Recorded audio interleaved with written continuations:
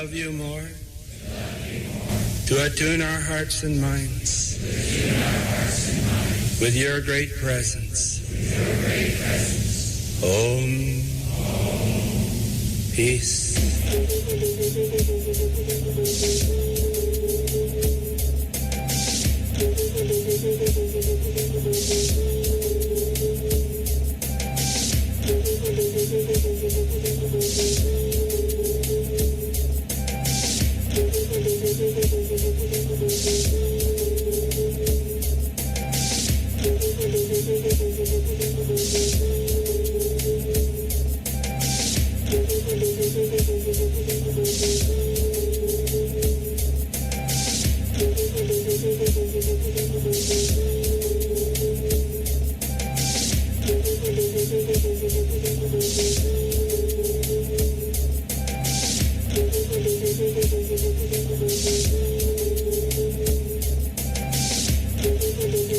Very, very pleasant morning to you.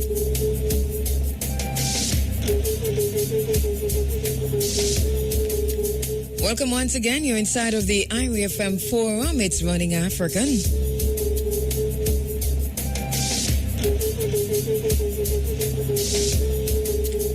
Thank you very much, DJ Quantum. Walk good. Tell them other one howdy. My name is Andrea Williams. My producer is Joy Morgan. We go through until 10 o'clock. That's when the Big A comes in with the Sunday Sunshine.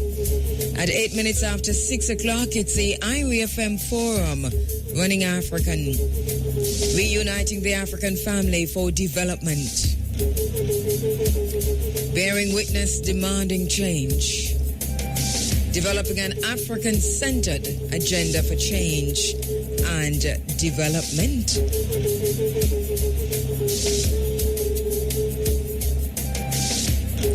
Understand what it means to bear witness. Just a little bit more than just to stand around and watch,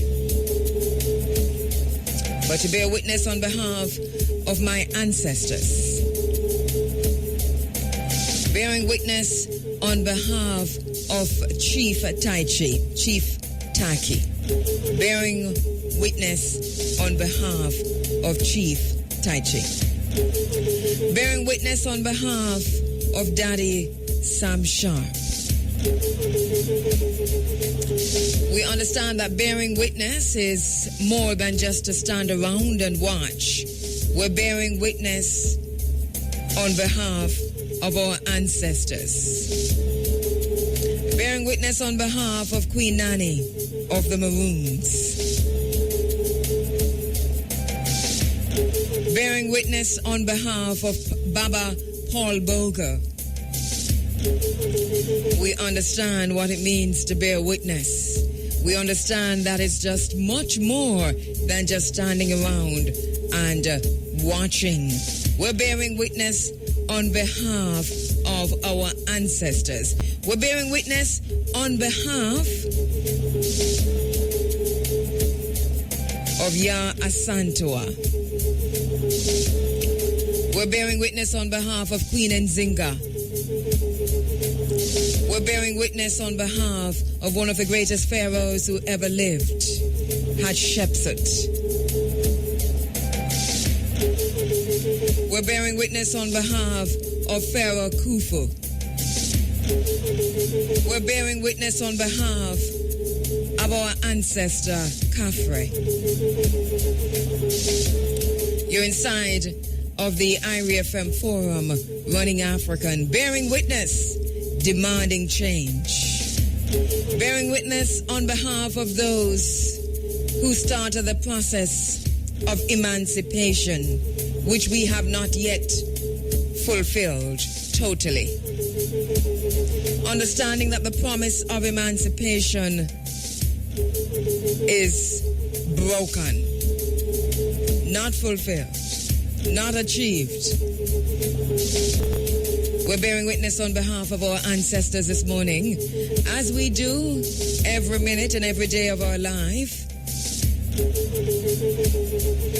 But in this space, in this place, and at this time, we continue to bear witness publicly on behalf of those who have forged ahead to make way for us to follow. Once again, we say, blessed are those who forge ahead to make way for others to follow.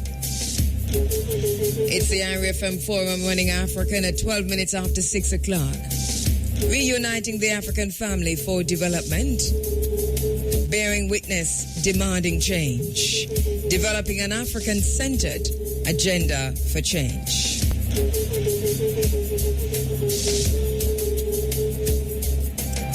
As we invite our ancestors to be part of this program, this morning, this time, as we invoke the spirit of our ancestors at this place, this time, this morning.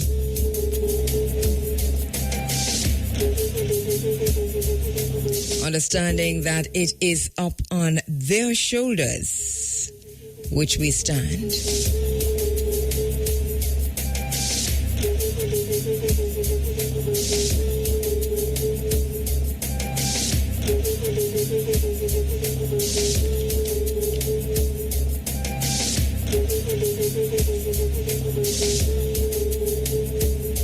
Understanding also that the mission is not yet complete.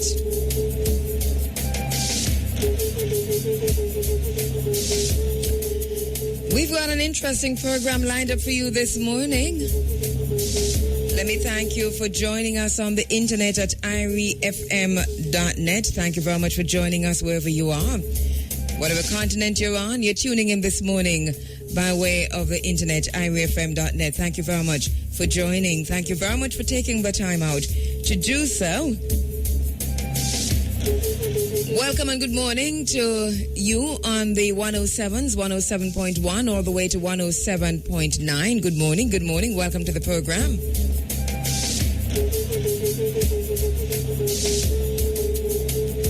Thank you very much for joining us on your BlackBerry app. You're welcome as usual.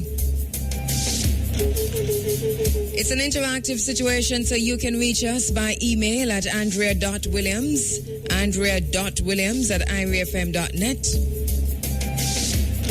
You can follow me on Twitter at Andrea Williams G.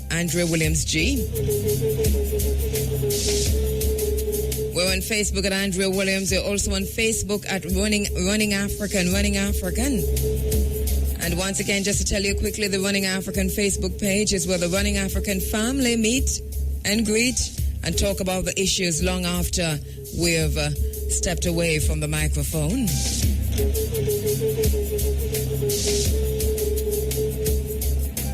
All right, so in the program this morning, in a little while, we'll be talking to Donisha Prendergast. But let me just tell you that we're going to go live to Israel this morning. We're going live to Israel. Don't know how much you know about the Ethiopian Israelites, the Ethiopian Jews.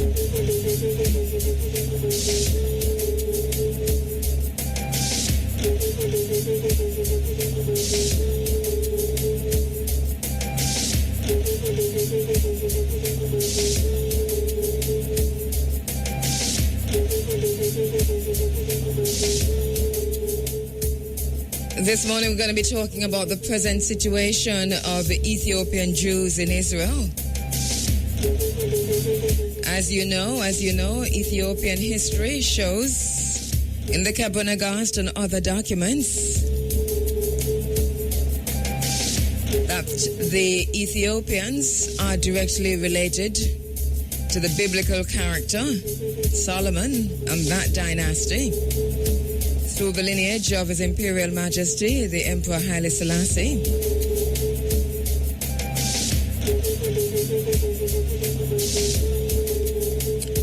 Continuing down today, and there have been quite a few operations, well, two that were really big operations that Israel undertook to protect Ethiopian Jews. Operation Solomon, you might remember that, you might recall that, and Operation Moses. Two operations which saw hundreds and hundreds, thousands of Ethiopians being airlifted out of Ethiopia by the Israelis into Israel at a time of turmoil and upheaval in Ethiopia. Well, Ethiopians continue to migrate to Israel, which lots of Ethiopians consider their spiritual home, and which lots of Ethiopians consider as their rightful place to live and to be. Israel has acknowledged that over the years. Hence the two operations, Operation Solomon and Operation Moses. Ethiopians to this day, today, continue to make the journey to repatriate to Israel. They continue to make that journey. So it has been a continuous stream from Ethiopia into Israel. Now, the present situation of Ethiopian Jews in Israel, though, is one that is great cause for concern. Most of the Ethiopian community is living below the poverty line, that is as defined by the Israeli government. They say that people are not starving, although Ethiopian children often go to school without having eaten breakfast. And in schools where there is a lunch program, children seem to be happy enough. But there are many, many issues to look at when we talk about the present state, the situation of Ethiopian Jews in Israel. For example, you might recall that Ethiopians who gave blood a few years ago discovered just a few years ago that the Israelis were discarding the blood given by the Ethiopian Jews in Israel because they thought that the Ethiopian blood was contaminated, and so they didn't want to give it to the latter-day Israelis who are now in Israel. So that was a scandal of great proportions just a few years ago. Well, there's another scandal that's rocking the country right now, Israel, and that is that the Israeli government has been secretly giving birth control to Ethiopian women in Israel to prevent the black population from growing in Israel. This is a situation that is unfolding even as we speak.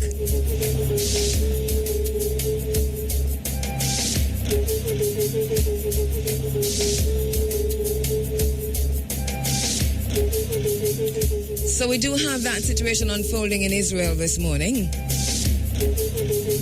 The state comptroller Yosef Shapiro announced on July 14, that's just last week, that he will investigate allegations that HMOs of the state coerced and tricked Ethiopian women to take long-acting Depo-Provera birth control shots in order to reduce the Ethiopian population in Israel. Now, this is a very, very serious thing. Even while we get so upset about the Trayvon Martin case, we must understand that institutionalized racism and systematic and systemic genocide continue to happen across the globe against black people. That's what I'm talking about, against African people. We are not fooled for 1 minute that anyone is on our side. We know the history of Israel in the slave trade, the enslavement of Africans. We need to have that conversation. Everybody's afraid to talk about Israel. Why? I'll tell you, because of the power that Israel has to ensure that even while you begin to talk about this, you are immediately out of a job, because they'll pull their sponsorship and they'll ensure that you're tarnished in the media, because they do control the media. But we have to have these conversations in Israel today. Now the government has to fess up. Now the government has to face this, because it started as a storm in a teacup. It has mushroomed into what it is today.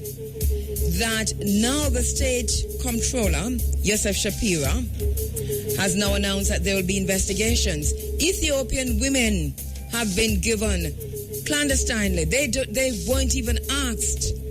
They were given Depo-Provera, which is a birth control. And this is a long-lasting birth control, right? An injection every 3 months. They were given that. It's genocide against the Ethiopian community in Israel.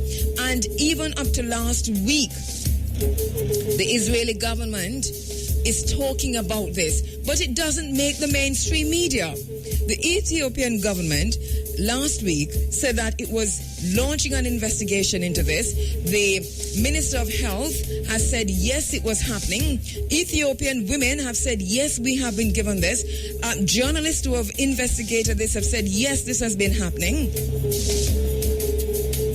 And yet we do not see this on CNN. We do not see this on the BBC. We do not see this on Reuters. Do you want to ask why? Go right ahead. In the meantime, we're going live to Ethiopia. We're going live to Israel this morning. And I hope after all of that, we can get through to Israel. So we're going to be speaking this morning with members of the Ethiopian Jewish community in Israel. We're going to be speaking to two brothers. First of all, Asher Elias is in Israel. He was born in Ashkelon, and in 1970, his parents, pioneers of the Aliyah from Ethiopia, came to Israel in the 1960s, went to Israel in the 1960s. Following his military service, he studied management and marketing at the Management and Administration College in Jerusalem. And he worked for a marketing firm in Tel Aviv, began volunteering with dropout youth around the Tel Aviv Central bus station. And over the past few years, 7 years, he has worked at the North American Conference on Ethiopian Jewry, that is NACOEJ. He has served in various positions, including Assistant Director for the Israeli Association for Ethiopian Jews. In 2010, he was named one of the Ahertz, the Marker's 100 Most Influential People of the Year. Asher Elias just recently completed the Adiz's management methodology course of the Israeli Management College. He has also started a college in Israel to rescue especially Ethiopian youth. So he's focusing a lot on digital technology. He's a co-chair for the Dan Academic Center's Committee for Social Responsibility, and is also a founding board member of the Israeli Forum for Employment Diversity and of the non-for-profit organization Olem Beachad. All right, so Asher will join me on the phone lines this morning from Israel.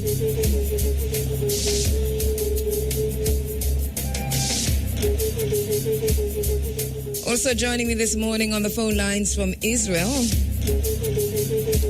the Ethiopian Israeli community, is Naftali Aklum, and he's going to be talking to us about how Ethiopian young people, Ethiopian Jews, Ethiopian Israelis have tapped into reggae music and the extent to which reggae has become a part of the revolutionary process in Israel for Ethiopian youths, but also to look at the importance of reggae music in the Middle East and the importance of reggae in identity formation among Ethiopians in Israel, the extent to which they have really tapped into the reggae music as part of the revolutionary process.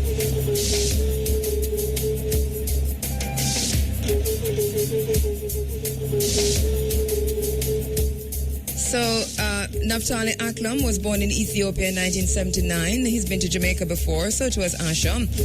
And he went to his family in Israel in 1980. He's the youngest of 12 brothers and sisters. He does reggae music almost his entire life, he says. He operates a sound system in Israel called Black Star Family, which takes young men from the neighborhood and gives them hope in music, reggae music. And he considers himself an ambassador, delegate in Israel for reggae music, making that connection back to Jamaica. So once again, just to say, we're going to be looking at the present situation of Ethiopian Jews in Israel, beyond what's happening health-wise and beyond what's happening in terms of a social situation. We're going also to look at the challenges, but at how the hope and the work of these two brothers, Asher, Elias, and Naphtali. Also this morning, as you know, the annual tribute to Mwalimu Marcus Messiah Garvey kicks off right here in this region.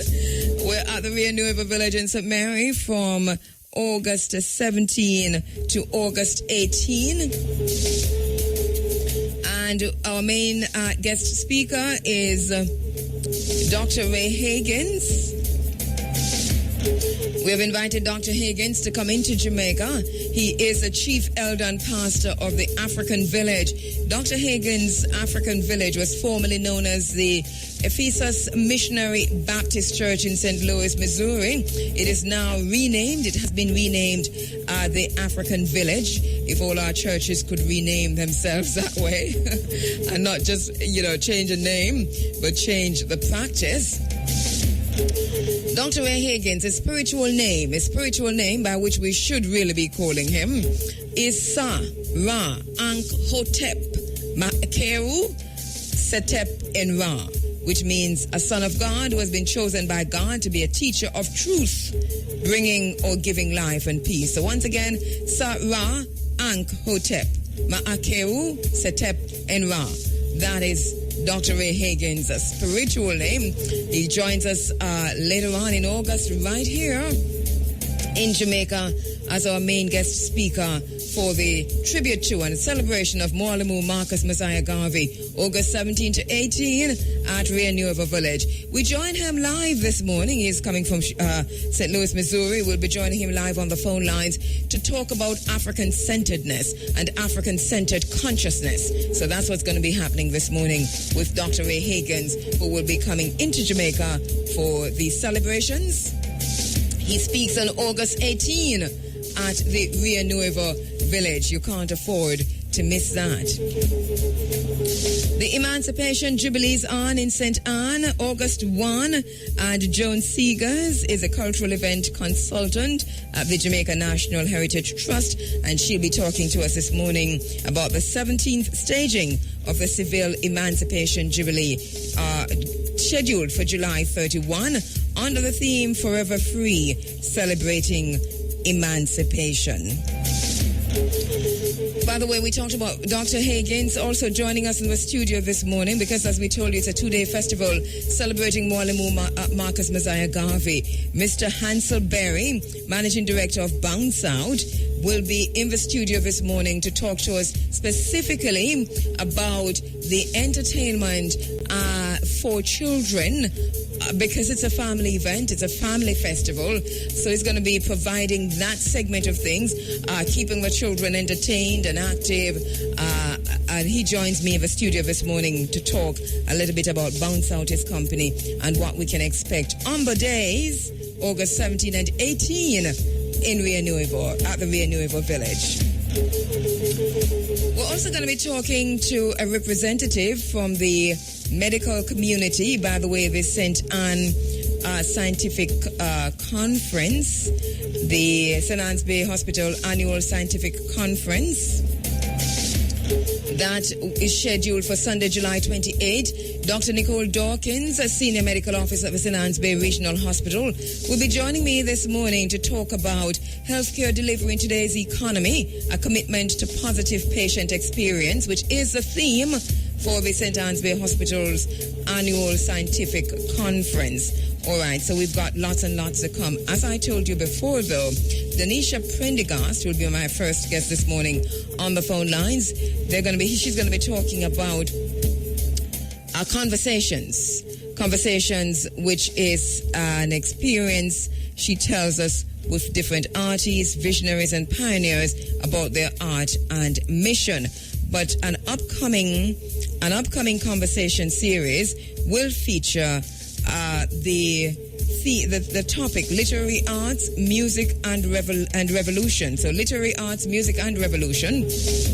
And by by the way, interesting, we're talking about music and revolution because this is how the Ethiopian Jews in Israel are tapping into the reggae music also. So, but they're looking now at literary arts, music and revolution with special focus on the revolutionary intellect. Walter Rodney, you remember that's just about 2 or 3 weeks ago we spoke about, a little bit more than that, Walter Rodney and the commission that has been set up in Guyana for looking into the assassination of Walter Rodney. We have been following that, haven't heard anything else so far. As soon as we hear, we'll let you know. So Donisha Prendergast joins me on the phone line to talk about conversations in a little while. Lots and lots to come inside of the program this morning. Stay with us. You're inside of the IRFM Forum, Running African.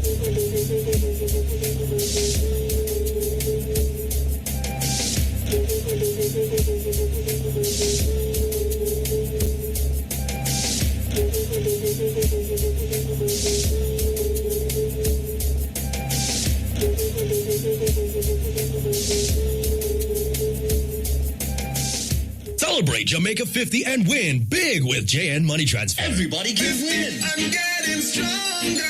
The time by JN Money Transfer is now 6:33. You're inside of the IRFM Forum, Running African. Bearing witness. Demanding. Just.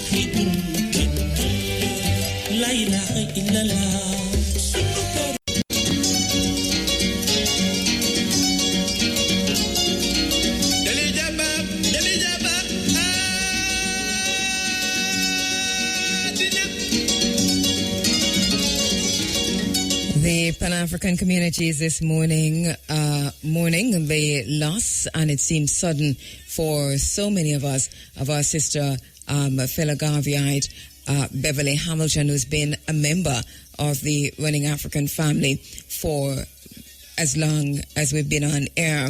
As a matter of fact, African Liberation Day and the celebrations and observations of African Liberation Day in Jamaica, and especially what we've been able to do here through the medium, which is IRFM, that was driven in the early years, 1990, 91, in the early years, by our sister Beverly Hamilton. Used to journey to Otrias, make that sacrifice, came here and ensured that so much was known and said about African Liberation Day. And then another celebration here in Jamaica, driven seriously by our sister Beverly Hamilton, the celebration of Mwalimu Marcus Messiah Garvey. There was a time when her voice was one of the lone voices in terms of the airwaves, celebrating and pushing for, more than anything, the teachings of Marcus Garvey in schools, and then outside of that, a recognition of and celebration of Marcus Messiah Garvey. Last time I saw my sister Beverly Hamilton, we were sitting together at the University of the West Indies when Baba Makosa, Willie Ricks was here, and that's just recently. We were sitting together in the front row at his lecture. And just as we were leaving, she said to me, there's something that you should investigate and ensure that you do this. You need to find out what's really happening at the Ministry of Education. I pause. We haven't done that yet, but it is our mission. She was very, very concerned about quite a few issues, and she laid those out in no uncertain terms, she wanted for me to investigate this, to look seriously into this, and that's exactly what I'm going to do. So our sister has transcended. Beverly Hamilton has transcended. We miss her much. I didn't know that she was ill, and we heard that she had a stroke later on, but I didn't know that, and that she was even ill for, it had to be a short time, because as I said, I spoke to her just recently. So this is all really sudden and very, very shocking to me personally. But I know that the Pan-African community in Jamaica, the African community, the Garvey community in Jamaica really find this shocking news. We've been talking about this. Mutabaruka has been talking about this, and so many others across the media. But we really do send our condolences to the family of our sister Beverly Hamilton.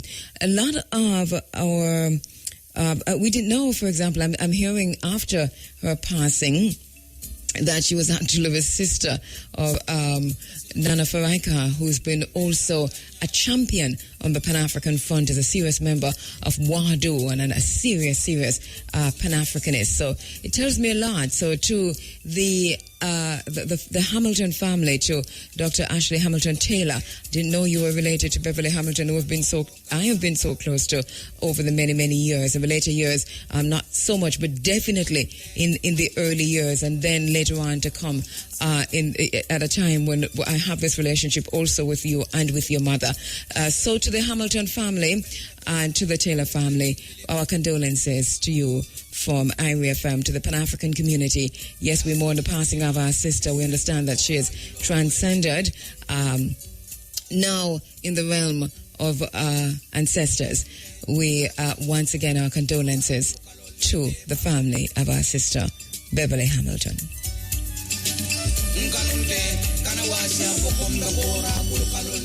ATL Automotive at 3 Oxford Road, Kingston, your authorized distributors for Volkswagen, Audi, Jaguar, and Land Rover, are now open on Saturdays from 9 a.m. to 1 p.m. The time by ATL Automotive is now 7 minutes going up to 7 o'clock. I want to go to the phone lines quickly to talk to Donisha Prendergast, who is host of the event Conversations. She joins me to talk about the upcoming Conversations. It's a series, but there's one scheduled for today, and the theme is literary arts, music, and revolution. And there is a special guest. She'll tell us about that. The focus this time around is on Walter Rodney, so we're standing by to speak with Donisha Prendergast on this special edition of Conversations. As they say, it all begins with a story. All right. Hey, Donisha, good morning. Good morning, Tiny. Greetings, my sister. Good work you're doing. We were just recently sitting down in my living room and just happened to be on a television station, and then this documentary pops up and it was you, and I couldn't move. I was like, wow, this is really good. And we know you're going to talk about Conversations, but quickly, that documentary that you did, the Rasta Soul Journey, and yes. boy, you're something else. You really, I was so into it with you that by the end, when you were really weeping, crying, I was weeping. I can tell you, I was crying too by that time. And I said to myself, I can just imagine what that journey was like for you, because we just saw the edited version. But I can just imagine what that journey was for you. That was a very emotional journey, wasn't it, Donisha? It still has been a very emotional journey, because the journey continues, because once you discover something, you realize you really never knew. Mm-hmm. It's very emotional.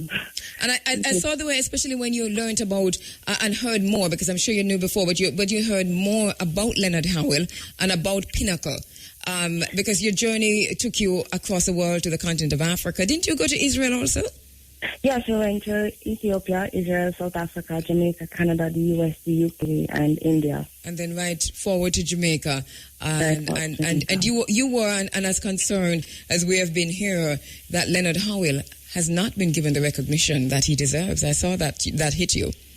I think it hit me on many levels, because to tell the truth, I didn't know as much about Leonard Howell as I should have known as a young Rastafarian. Mm-hmm. And I think that was also a part of the reality check, you know. Yes. You become immersed in something, and then you really don't know as much as you think, you know, like I said. Yeah. So, and that time since the documentary has done, being back in Jamaica and being more active in the community has really been empowering and enlightening, and we really realize that we are the leaders, we are the revolutionaries of this time. Brilliant work, brilliant work. Quickly tell people where they can see this documentary. The documentary, actually, I'm going to be doing some screenings come September. Local screenings in communities, hopefully in some police stations, in some hospital centers, to start the conversation about Rastafari outside of the theatre and the TV screens, you know, in life and living person. All right, brilliant. All right, so Conversations, Yes. a special edition of Conversations this week. What is Conversations? All right, well, Conversations is an up-close and acoustic experience with different artists, visionaries about their work and inspiration behind their work. Yes. And how long has this been running? The first Conversations I did was in 2009 with Tanya Stevens, actually, in the Bahamas at my family's Marley Resort and Spa. Yes. And since that time, we've been doing it every now and again. You know, the first one we did in Jamaica was with Julian Marley and Richie Spice. Yes. And that was really well received. We did it out by Wiki out in the air. You know, people came and were able to ask questions to the artists. And I think that was a new experience, because usually you go to see your favorite artist with like 100, 200, 300, 400 people beside you. You know, this experience was more intimate. You can ask questions. Face to face, yes. You know, face to face. So, yeah, I think people enjoyed. All right, so this is an intimate experience where people are invited to come and sit in a conversation with a particular personality. Yes. Right. So it's hosted by me. It's hosted by. How does it work? All right, it works like this. People would think it's a kind of discussion, but it's not. I start off by welcoming everybody, welcoming the artist, mentioning a few things that we may know about the artist, and then the artist begins to speak about his or her life growing up, and we usually have a social topic on the table. So the last conversations we had was with Taurus Riley, and the topic at hand was Africa, the music business, and how to build bridges between Africa and Jamaica. Yes. And we had a guest actually from Kenya who was here to give us some insight into that. And it just expands your mind, because you see somebody but you don't know them, you know. Yes. You hear their music but you really don't know the inspiration. And the point really is to also humanize the artist a little bit more too, because sometimes when you travel all over the world and you're in front of all of these big audiences, you forget the reason behind the art, you know. So creating a space where the artist can connect with the community again on a real human level. That's the intention. And then there's another conversation today. Yes. All right. And this is with a little tweak, a little difference. Yes, Conversations. It all begins with a story. Today we're going to be focusing on Walter Rodney and his impact on Jamaica, the impact of literary arts on music and revolution, because Jamaica is not a very not a very literate country, and it's very concerning. And we also need to realize the impact of the word manifesting revolution around the world. Like Marcus Garvey was a fantastic writer, then Bob Marley came and sang some of his words, and now his words resonate around the world. Emancipate yourself from mental slavery. Yes. You know, so let us not overlook the value of a book. All right, and so by literary arts, we're talking about those from our community who how their work impact not just music, but also impact revolutionary movements. Yes, we're talking about writers. We're talking about visionaries, intellects. Not just musicians, because people think when they think about revolution, they think about music, they think about reggae music, but we realize that revolution has to extend beyond music. Music is just one avenue of revolution, and so we kind of want to highlight that. So we're bringing in Mikey Bennett, who, of course, you know, he's like a musical genius, a musical historian. Yes. iNation is a virgin who has been selling African conscious but / revolutionary books on his bicycle for many years, and then start to drive around. And so he's like an African library on the road. Yes, you know. true. And then we have a gentleman named Claremont Chung who is coming from Guyana via New York. He just did a documentary about Walter Rodney and also a book called Walter Rodney, The Promise of Revolution. So, and then we have a young woman by the name of Savannah who is going to be singing some beautiful melodies for us. So even though we're going to be talking about revolution, I wanted to add that nice little spice of the feminine energy to balance it, you know, because sometimes as women we become too revolutionary and, you know, forget the feminine principles. So yeah, man, jelly and entry and ital food. It's a nice little vibe going to happen. Where's this going to be, Donisha? It's going to be at 6 Skyline Drive. It's a new space called Levels on what we're calling Reggae Mountain, which is at the top of Jacksonville. So 6 Skyline Drive from 4 p.m. to 8 p.m. It's a short but sweet experience. And is the admission open and free?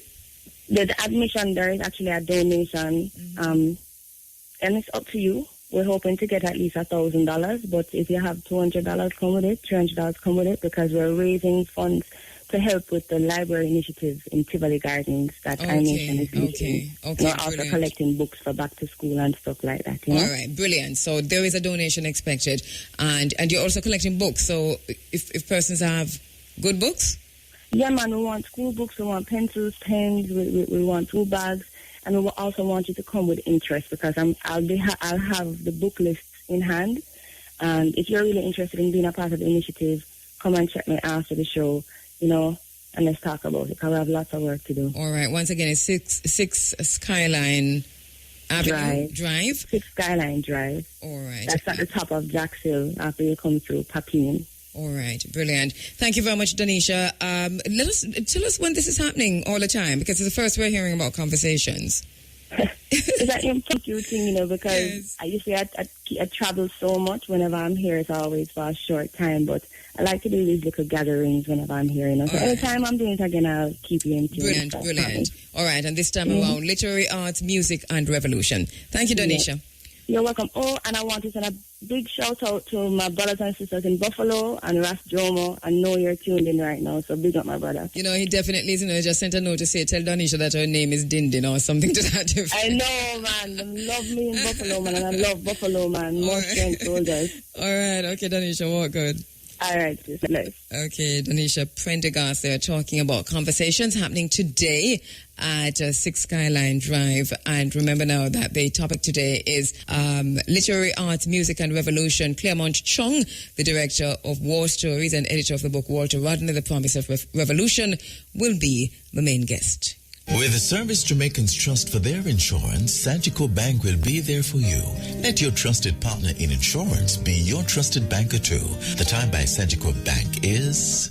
Now, 3 minutes after 7 o'clock, you're inside of the IRIFM Forum Running African. Going to be going now to Israel. And in this segment of the program, we're focusing on Ethiopians in Israel. We're standing by for Asher Elias.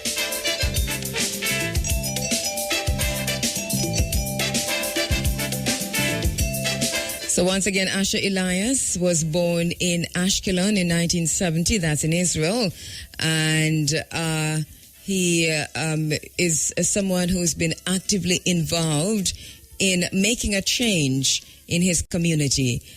Saw the plight of Ethiopian Jews, Ethiopian Israelites, and as the blurbs and the headlines read, he was shocked into action and started a college. So I want to talk with Asher about some of the issues impacting Ethiopians in Israel.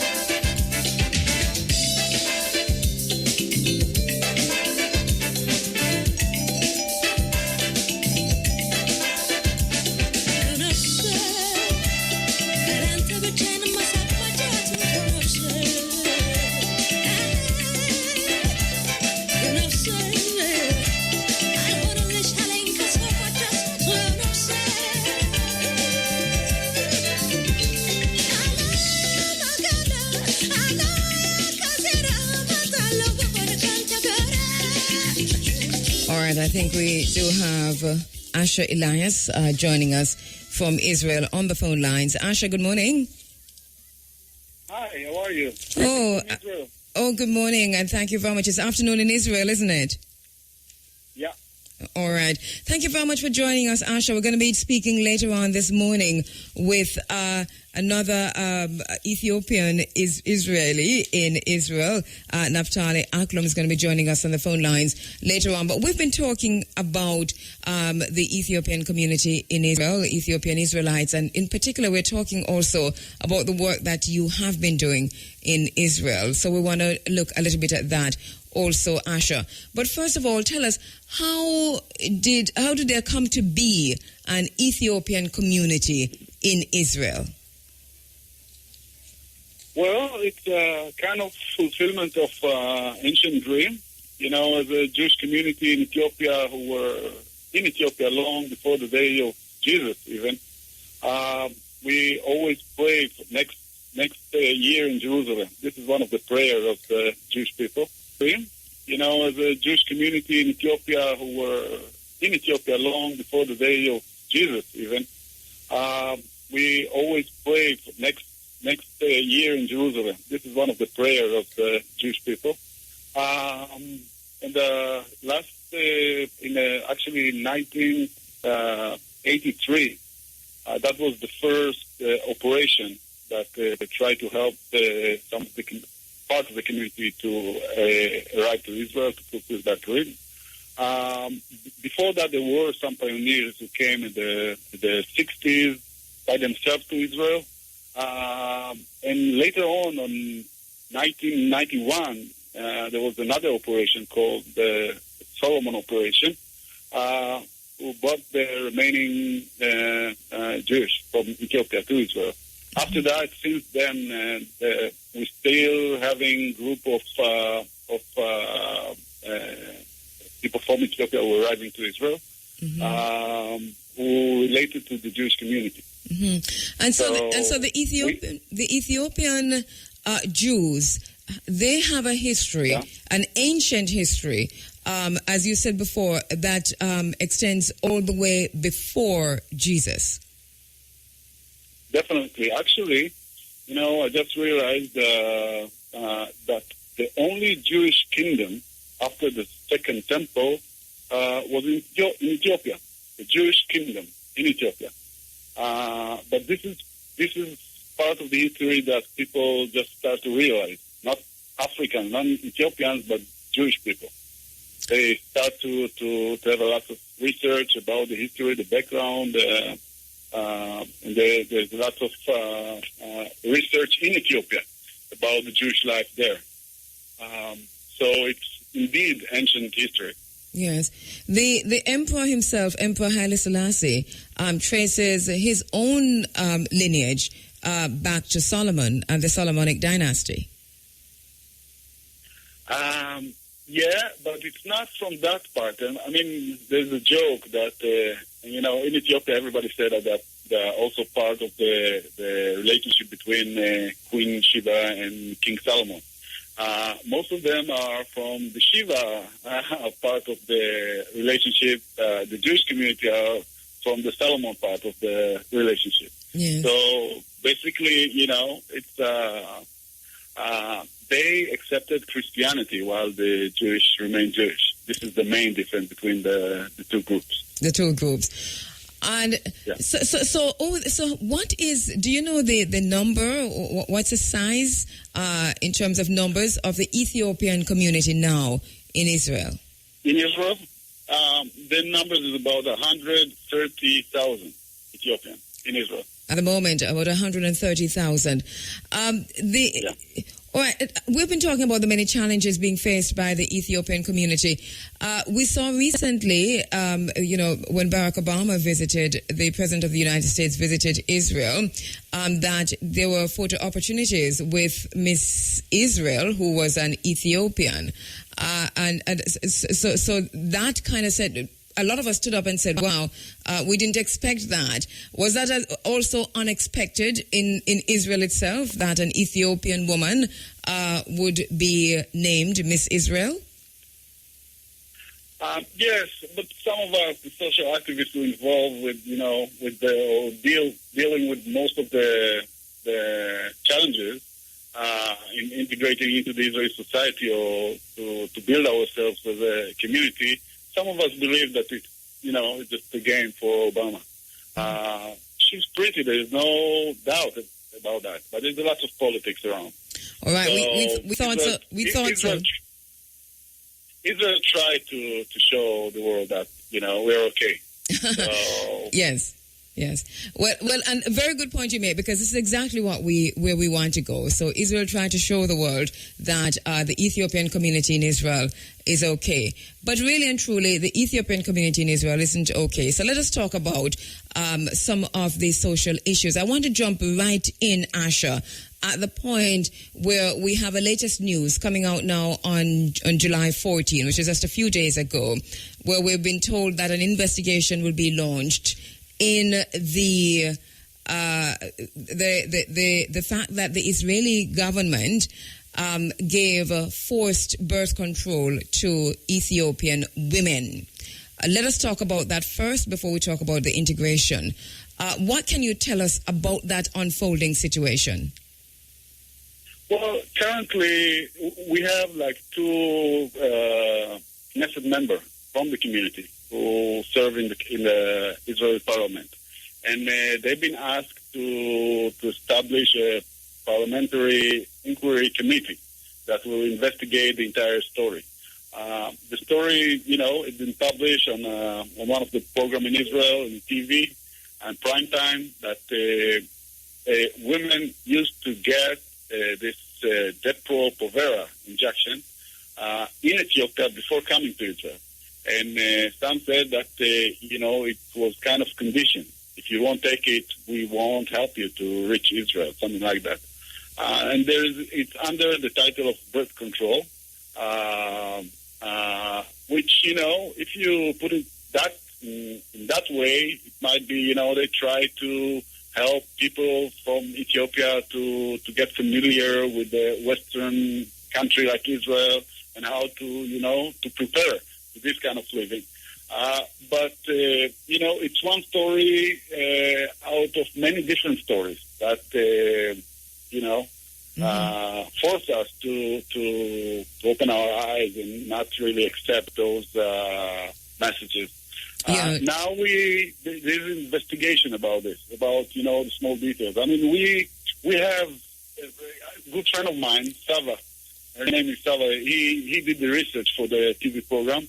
She has that paper, actually a letter from the Israeli government to a doctor in Ethiopia. They said that he's really successful because the birth rate is less than the average in Ethiopia. So it sounds like they wanted that the birth rate would be low. So, it's an issue and we need to investigate. Yeah, for many... it's not only... Yes. It's not like family planning.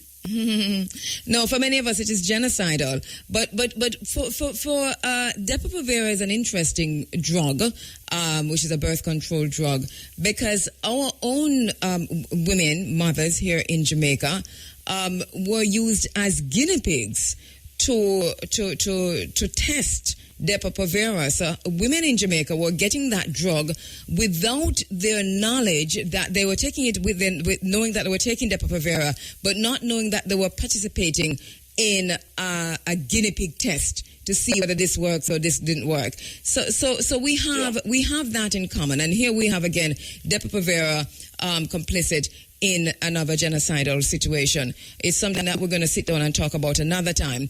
Let us talk about how Ethiopians are integrating or are not integrating into the Israeli society, wider society, and why. What are some of these main challenges, Asha, that seem to be preventing the Ethiopians from fully integrating into Israeli society as Ethiopian Israelites?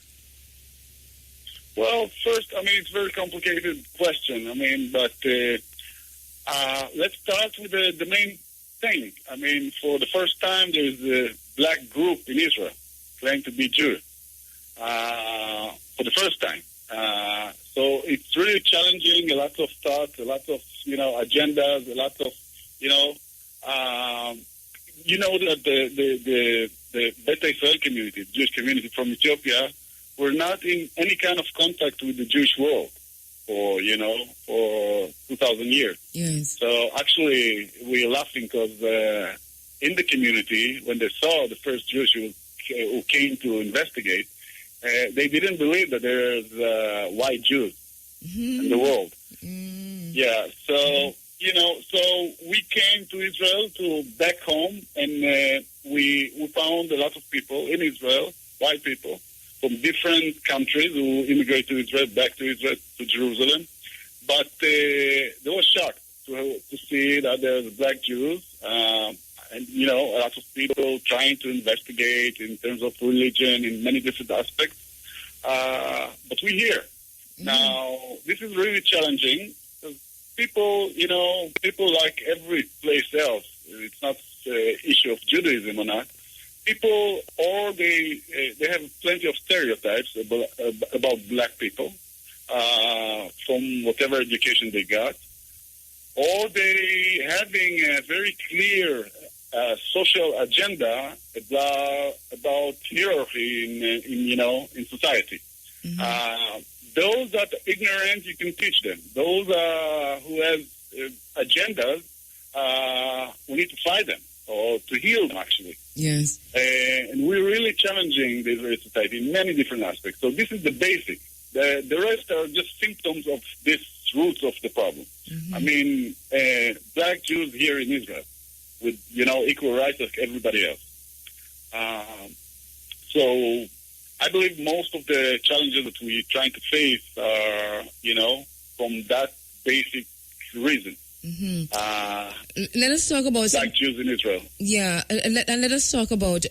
You mentioned earlier that Ethiopians themselves were shocked to see that you had practicing white Jews, but you also talked about the extent to which the Ethiopian Jewish tradition goes back thousands and thousands of years.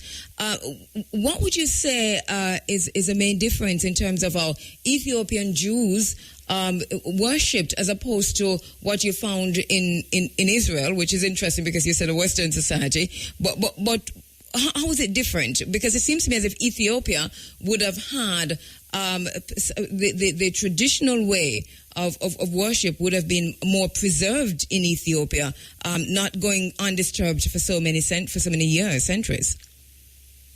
If I need to summarize this issue, in one sentence, we used to worship God while the current Judaism worship rabbis. This is the main difference. Mm-hmm. Mm-hmm. This is the ancient Judaism from, far as, I guess, from the first or second temple time. Mm-hmm. Pure religion. While, today religion became something very... there's lots of structure, lots of people having a lot of power, which it's not spiritual anymore. It's more like a systematic process. Mm-hmm. So what does that mean for Ethiopian Jews and for the preservation of the Ethiopian Jewish religion? What does that mean?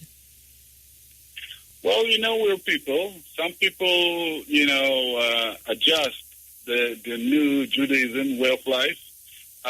Some of us remain to the ancient tradition, the way of living. And, the new generation, which is the young generation, are not really religion anymore. So, Israel, not everybody religion in Israel. There's plenty of secular people. Mm-hmm. They're Jewish, but they're not really, they're not acting as a religious people. Mm-hmm. So even while integration is slow, the process of integration itself is slow. Even while that is so, the fact remains that Ethiopian Jews seem to be gradually losing the spirituality and the essence of traditional Jewish Judaism in Israel. I'm not sure if losing is the correct word to describe what's happening. I guess it's reinventing. or changing or redefining their spiritual religion status according to the new situation in Israel. And as normal people, you have different people choosing different way of serving God. So, a kind of an assimilation process. Yeah. Let us talk about education, which I know is near and dear to your own heart, Asha, because we've been talking about the headlines in Israel, which read that you were shocked into action, so you built a college. What is the current state of education for Ethiopian Jews in Israel? Well, this is also one of the issues. We continue to struggle. There's I guess, 20, 30 schools in Israel that the majority are Ethiopian. And some of them I'm talking about like 95% Ethiopian, which is weird because we have a very small community in Israel. Israel is about 7 million people. We are 130. Yes. So, and one of them, there is no issue because at least one of them is very successful. Is beyond the average standard of, in the educational system. And they're trying to close it. I mean, the previous Minister of Education said that his main value for Ethiopian is the integration. And he doesn't want to see like a school segregated with only Ethiopians. But if it's working, why to close it? And there's the alternative not happening. I mean, they won't close white school because everybody is white because they want integration. This is something that nobody will speak of. So why to do the opposite? Why to close a successful school? Because of the color of the skin of the kids. I mean, he thought like it's he helping the kids with integration, but in one of the meetings I told him that this is actually discrimination because you're not seeing really the kids. Every kid has his own name, first name, last name, ID, talents, properties, and whatever, and desires and dreams. But you see only the color of the skin, and you deciding, that it's one group that's segregated that need to be integrated in different schools. So they're taking groups, small groups of kids and sending them to a school that's a little bit far away from the, neighborhood. So this is another struggle. Also the educational system. And actually it's quite problematic because, the other issues that we're dealing with grown men. I mean, we're talking about employment, higher, university, higher education. You're dealing with strong people. I mean, young adults and beyond. Here we're talking about kids. Kids in elementary school, and those stories on newspapers that, one school have like segregated class only for Ethiopians. The kids read those news in the newspaper, in the TV news, and the way that they are growing up with, the feeling is that black is bad, and to be successful in Israel, in this society, you must be lighter as you can in many different aspects. Yes, and do you then Asha find the situation that seems to be plaguing so many black communities in the African diaspora across the world? Do you find Ethiopian people bleaching their skins to be as light as possible?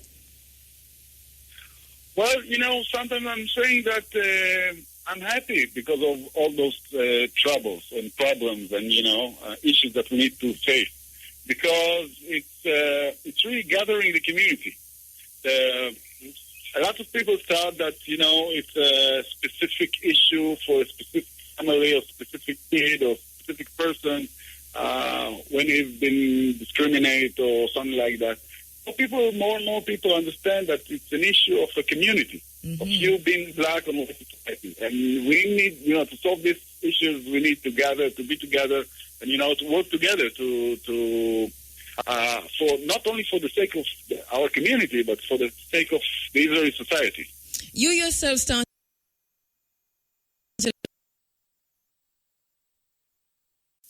All right, we're back with you inside of the IRFM Forum, Running African, and want to go back to the phone lines where I think we might have lost Asha, not 100% sure, but let's check to see if we still have him online. Asha, you there with us?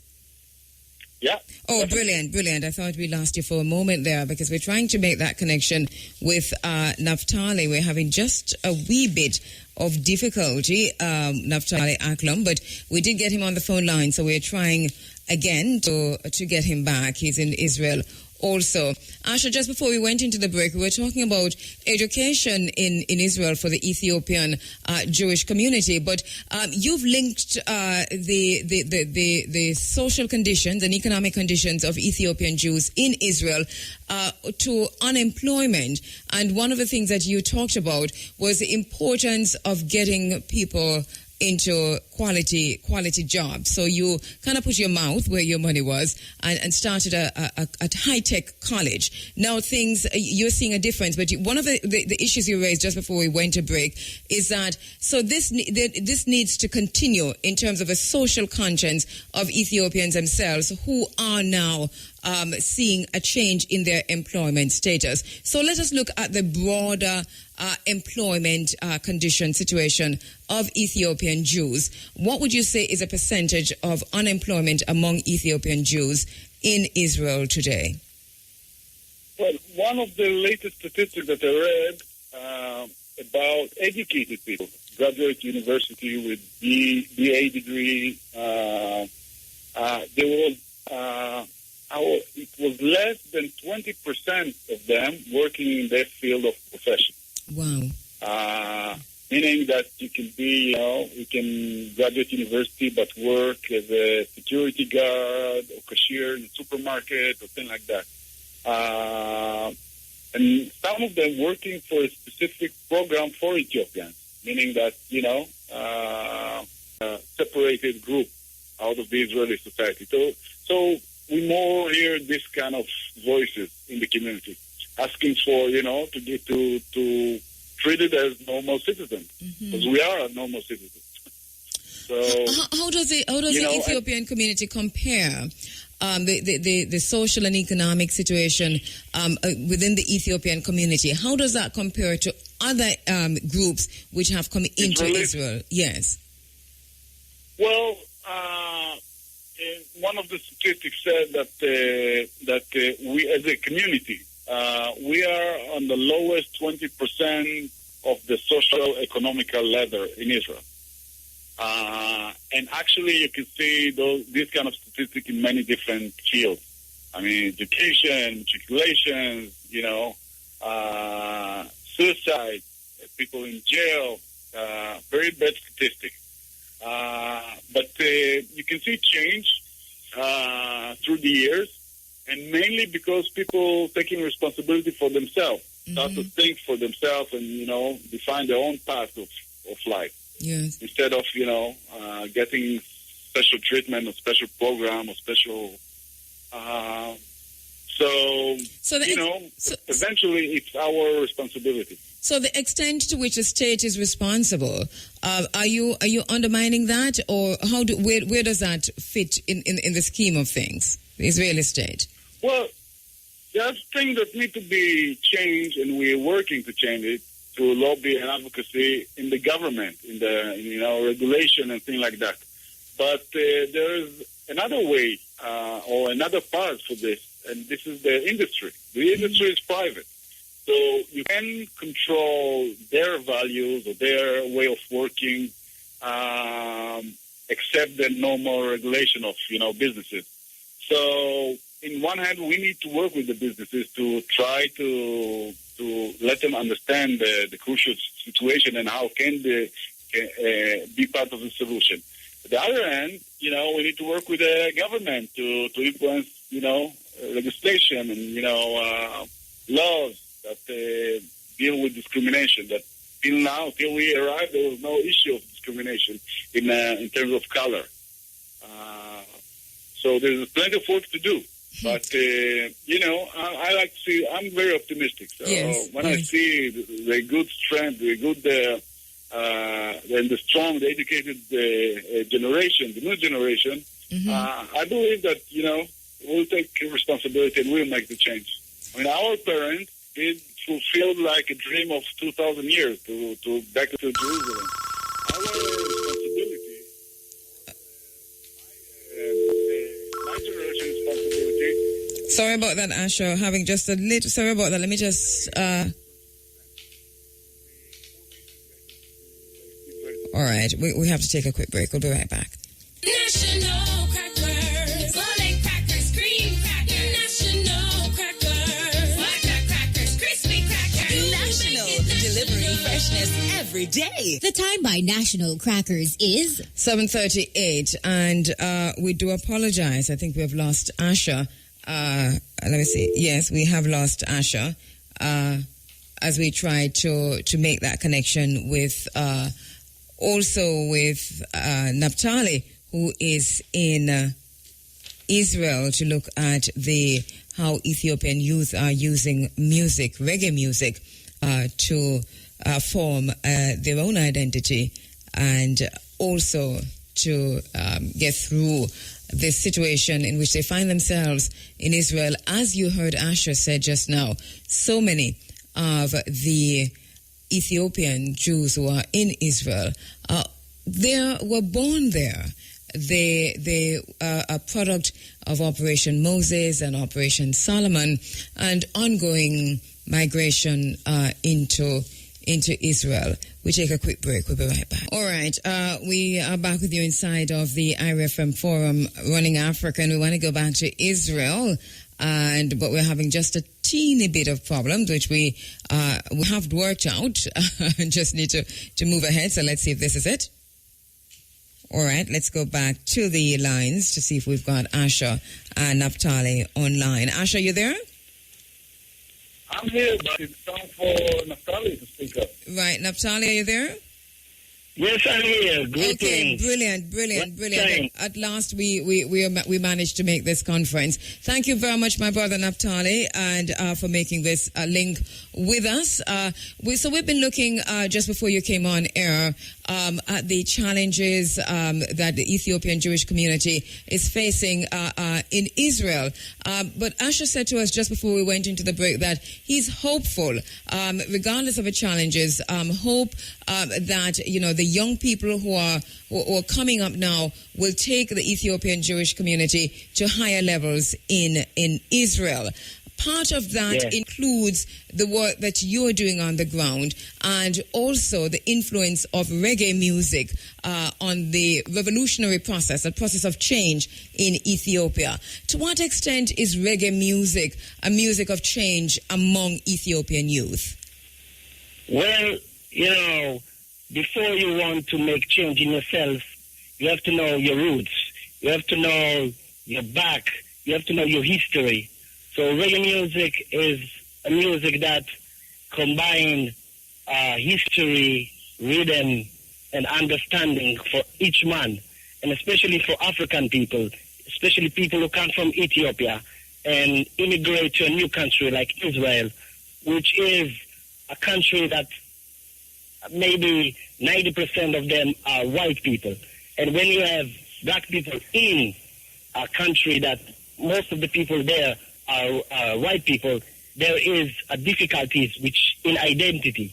So everyone don't really know who they are and what they're doing in the country. Mm-hmm. They know that they are Jewish people, but they don't know the history of them as African people. So reggae music take that part and makes everyone learn about his history.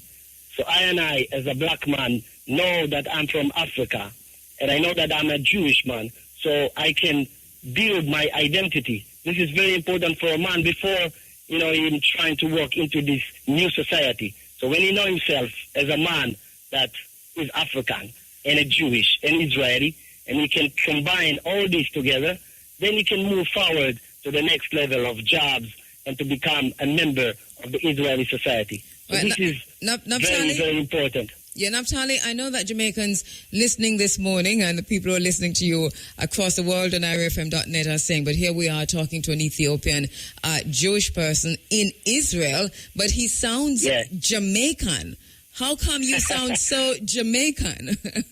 Well, because, Bob Robert Nesta Marley is a legendary.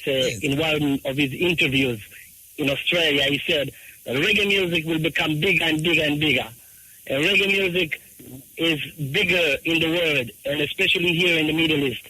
So when you learn English from reggae artists like Bob, Peter Tosh, Elton Ellis, Gregory Isaacs, all of them legendaries, you learn English from them because, you want to know your rights, so you stand up and fight for your rights from Bob Marley's songs.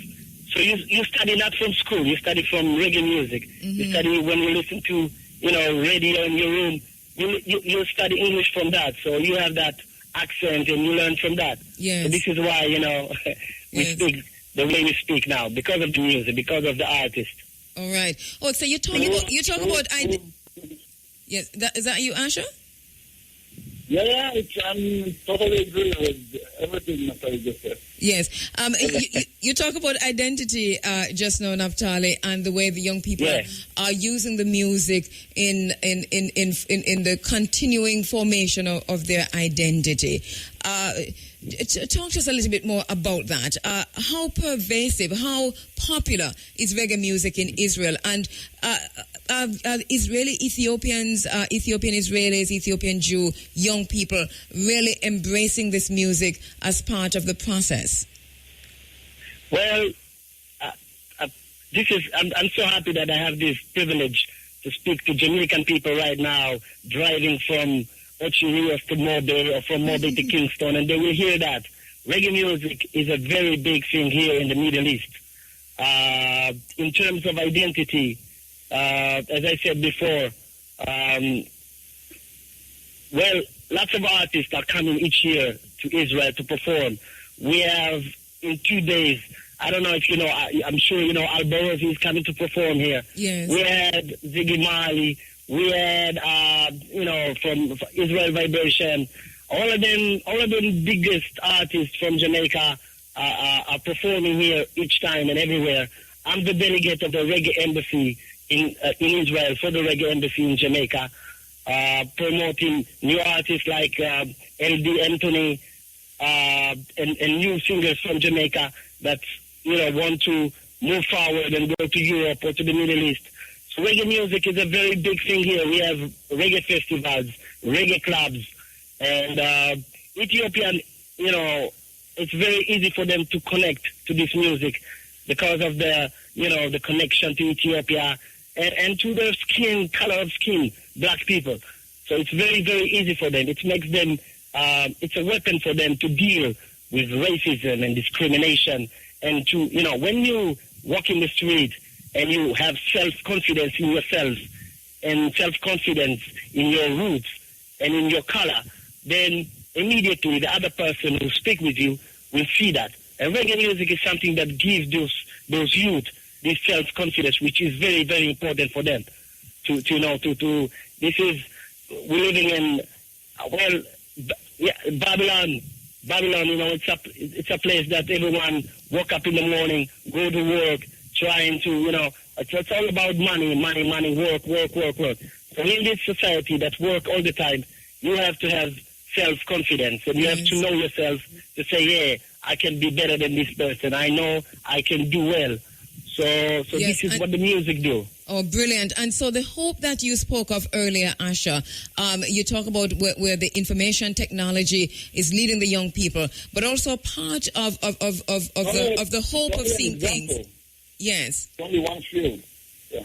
Right. So part of how Ethiopian Israelis and Ethiopian Jews are going to go forward in terms of being successful is also integrally related to the music, and driving that is reggae music. Well, I believe, we didn't speak about, how I started to become social activist, but actually it started on visiting Jamaica. I mean, I'm also like, the only music on my computer is reggae, mainly roots, but since, I guess, 1985, only reggae music. In my first visit to Jamaica, and it was 1997. Yes. I spent some time on Negril, the beach in Negril, speak with some, people about the meaning of Rasta. Because till then, we had some tapes of Bob Marley, mainly Bob Marley. At the beginning you like the rhythm, the music and everything, the melody. But step by step you're starting to understand the lyrics and, get familiar with the concept, with the message itself. I'm talking about time before the internet. So you can't just Google, and look for lyrics. And it was very interesting.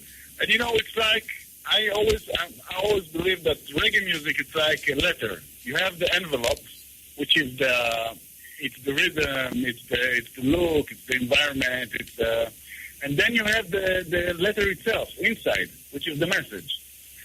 And the message is about, social activism, it's spiritual, about identity, which just Brother Naftali just mentioned, which is a very positive that everybody can, get involved or get to like it or to do something about it. And that was the first step of becoming, social activist. You ask Brother Naftali about the identity, while in a lot of people in Israel were not really familiar with the Ethiopian community, for them it's a group that came from the third world, poverty and such, and, hunger. So if I'm a teenager from the community, who getting this kind of, reaction, and at the other hand, you hear about reggae music, you hear about Haile Selassie, you hear about Ethiopia, the praising Ethiopia. I guess there is no really option what to choose. Yes, I understand. Yes, no, I get that totally. Yeah. All right. I'm so sorry that I will want to add. Yes. Yeah, we want to add that we have a sound called Black Star Family Sound, which take young Ethiopian kids and giving them the opportunity to deal with music instead of, dealing in the street and dealing with crimes and all this. So we're taking young people, giving them an option to play as DJs in parties and all this. And when they are in the process, they understand that the music is something that can take them out from the neighborhood and make themselves something different, something else, something that they will be proud of. So the music, decide only listen to the music, to be the side of the listeners. Mm-hmm. There is the side that they are playing music for people, and they are able to bring the message of peace, unity, and understanding to the people. And, everyone speak about peace in the Middle East, but as Peter said, everyone speak about peace, no one speak about justice. So when you listen to reggae music, you listen to songs, as I mentioned before, like Get Up, Stand Up for Your Right. When you know your right, you know that if there is justice and if there is not justice. So people are looking for rights, looking to stand up for the right. And then for now, we are fighting about justice. It's not the time to fight about peace. We are fighting about justice for every man here in Israel, not only for Ethiopians, also, for people from Palestinian, whatever. Everyone who comes from the minority group. So, those young people, those young people who play the music, giving lectures and they speak with the people. So those people can spread the message of peace, unity, and love to the people after that. And even on a day when John Kerry has been in Israel, and when we hear that Palestinian prisoners will be released, we understand that this is piecemeal. We understand that this really doesn't touch the heart of where Palestinians should be getting justice. So the point you make, very relevant, especially today, that we talk about peace, but without justice, there's not going to be any peace. Very good point. I'm so sorry that I have to wrap up now, but what I'm going to do is to keep this connection, keep this network going, Asha and Naftali, and ensure that we continue to make the link with you in Israel as we keep abreast with the Ethiopian community in Israel, as we maintain that connection between you as our brothers and our sisters in Israel, who are doing the best that you can to ensure that black people, Ethiopian people in Israel, are not treated unjustly. Thank you very much, both. Yeah, much love and respect. Thank you very much. And just before you go, I couldn't let you go without you saying something in Hebrew and Amharic for us, please. Thank you. Well, I will give the pleasure for my brother Asher to say before me, yeah. Love, just love. Love in Hebrew is ahava. Ahava? Sounds alike. Ahava, like ahava cosmetics. Yes. It's ahava. Ahava is love. Only love. Just one sentence, please. A few years ago, Ziggy Marley came to show in Israel. Brother Naftali organized a meeting after the show with a group of activists from the community. We had like 3 hours in his hotel talking about many different things. And I remember the tool was love is my religion.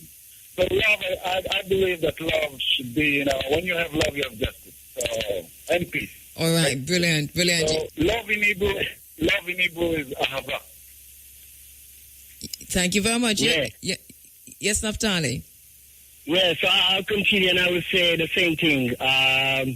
Ahava ze achok hayachid shetzrichim lekayem. Love is the only law to obey. That's all. All right. Thank you very much. Really appreciate that. Thank you. And we'll keep in touch, definitely. All right. Thank you. Bob Marley in the background. Thank you.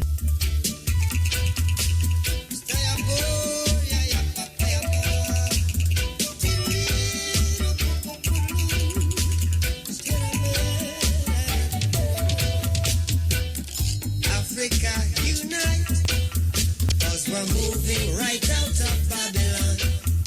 And we're going to our father's land. Yeah.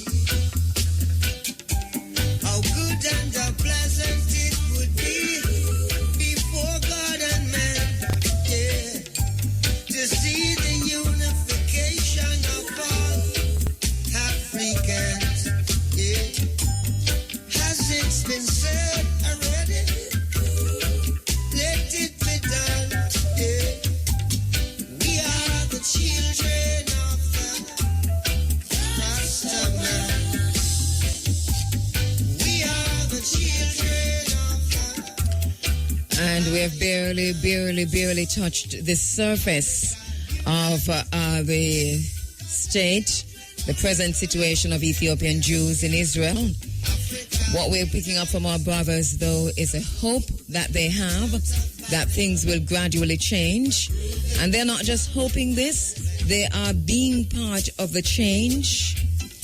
But the government of Israel is practicing genocide against the Ethiopian people in Israel by forcing the women of Ethiopia, the Ethiopian Jews in Israel, who carry the Judaism, ancient Judaism, in their wombs, to take birth control, the injection, Depo-Provera, against their will, without their knowledge, to control the growth of the black population in Israel. This is not a joke. First, Israel refuses, not just refuse, but dumps the blood of Ethiopians who gave blood to save the lives of others. Israel dumps the blood. Did not want it because they thought Ethiopian blood was contaminated. That was just the other day. Operation Moses, Operation Solomon took many ancient Ethiopians with the ancient knowledge of ourselves from the beginning of time till now, and dumped them in Israel, in communities resembling favelas, in ghettos. Ethiopian Jews just protested just recently against the ghetto-like condition in which they're living. We heard our brother tell us that the one school, there's segregated education in Israel. Ethiopians segregated from Israelis, even though they themselves are Israelis. And the one school that's functioning properly, Israel wants to close it, saying we do not want segregation, when segregation is written in the Constitution literally in terms of how it is interpreted for Ethiopian Jews in Israel. This is not a joke. Wherever we are, even while the world mourns and marches for Trayvon Martin.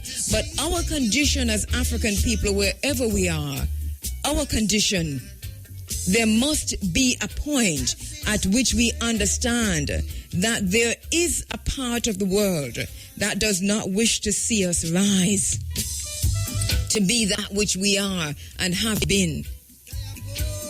And so they'd rather take us away from the practice of our ancient religion of Judaism, as the Ethiopians have been taken away. The brother says the difference between us and how they worship Jews in Israel is that we from Ethiopia, we worship God. Here they worship the rabbi, and that's a difference.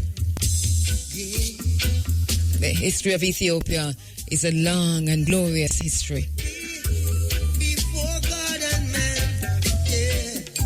So our job as African people, wherever we are, is to ensure that we know what's happening in all of our communities and to unite around that which unites us anyway, which is oppression, genocide. We must deal with the hyenas. The brother said the same word for hyena in Hebrew. Hypocrite is the same word. So we must deal with the hyenas who would come to us with talks of peace, but wishes to keep our nation down, suppressing the African nation wherever we are. We're going to keep on this because today, just last week, the Israeli government announced that they're going to be investigating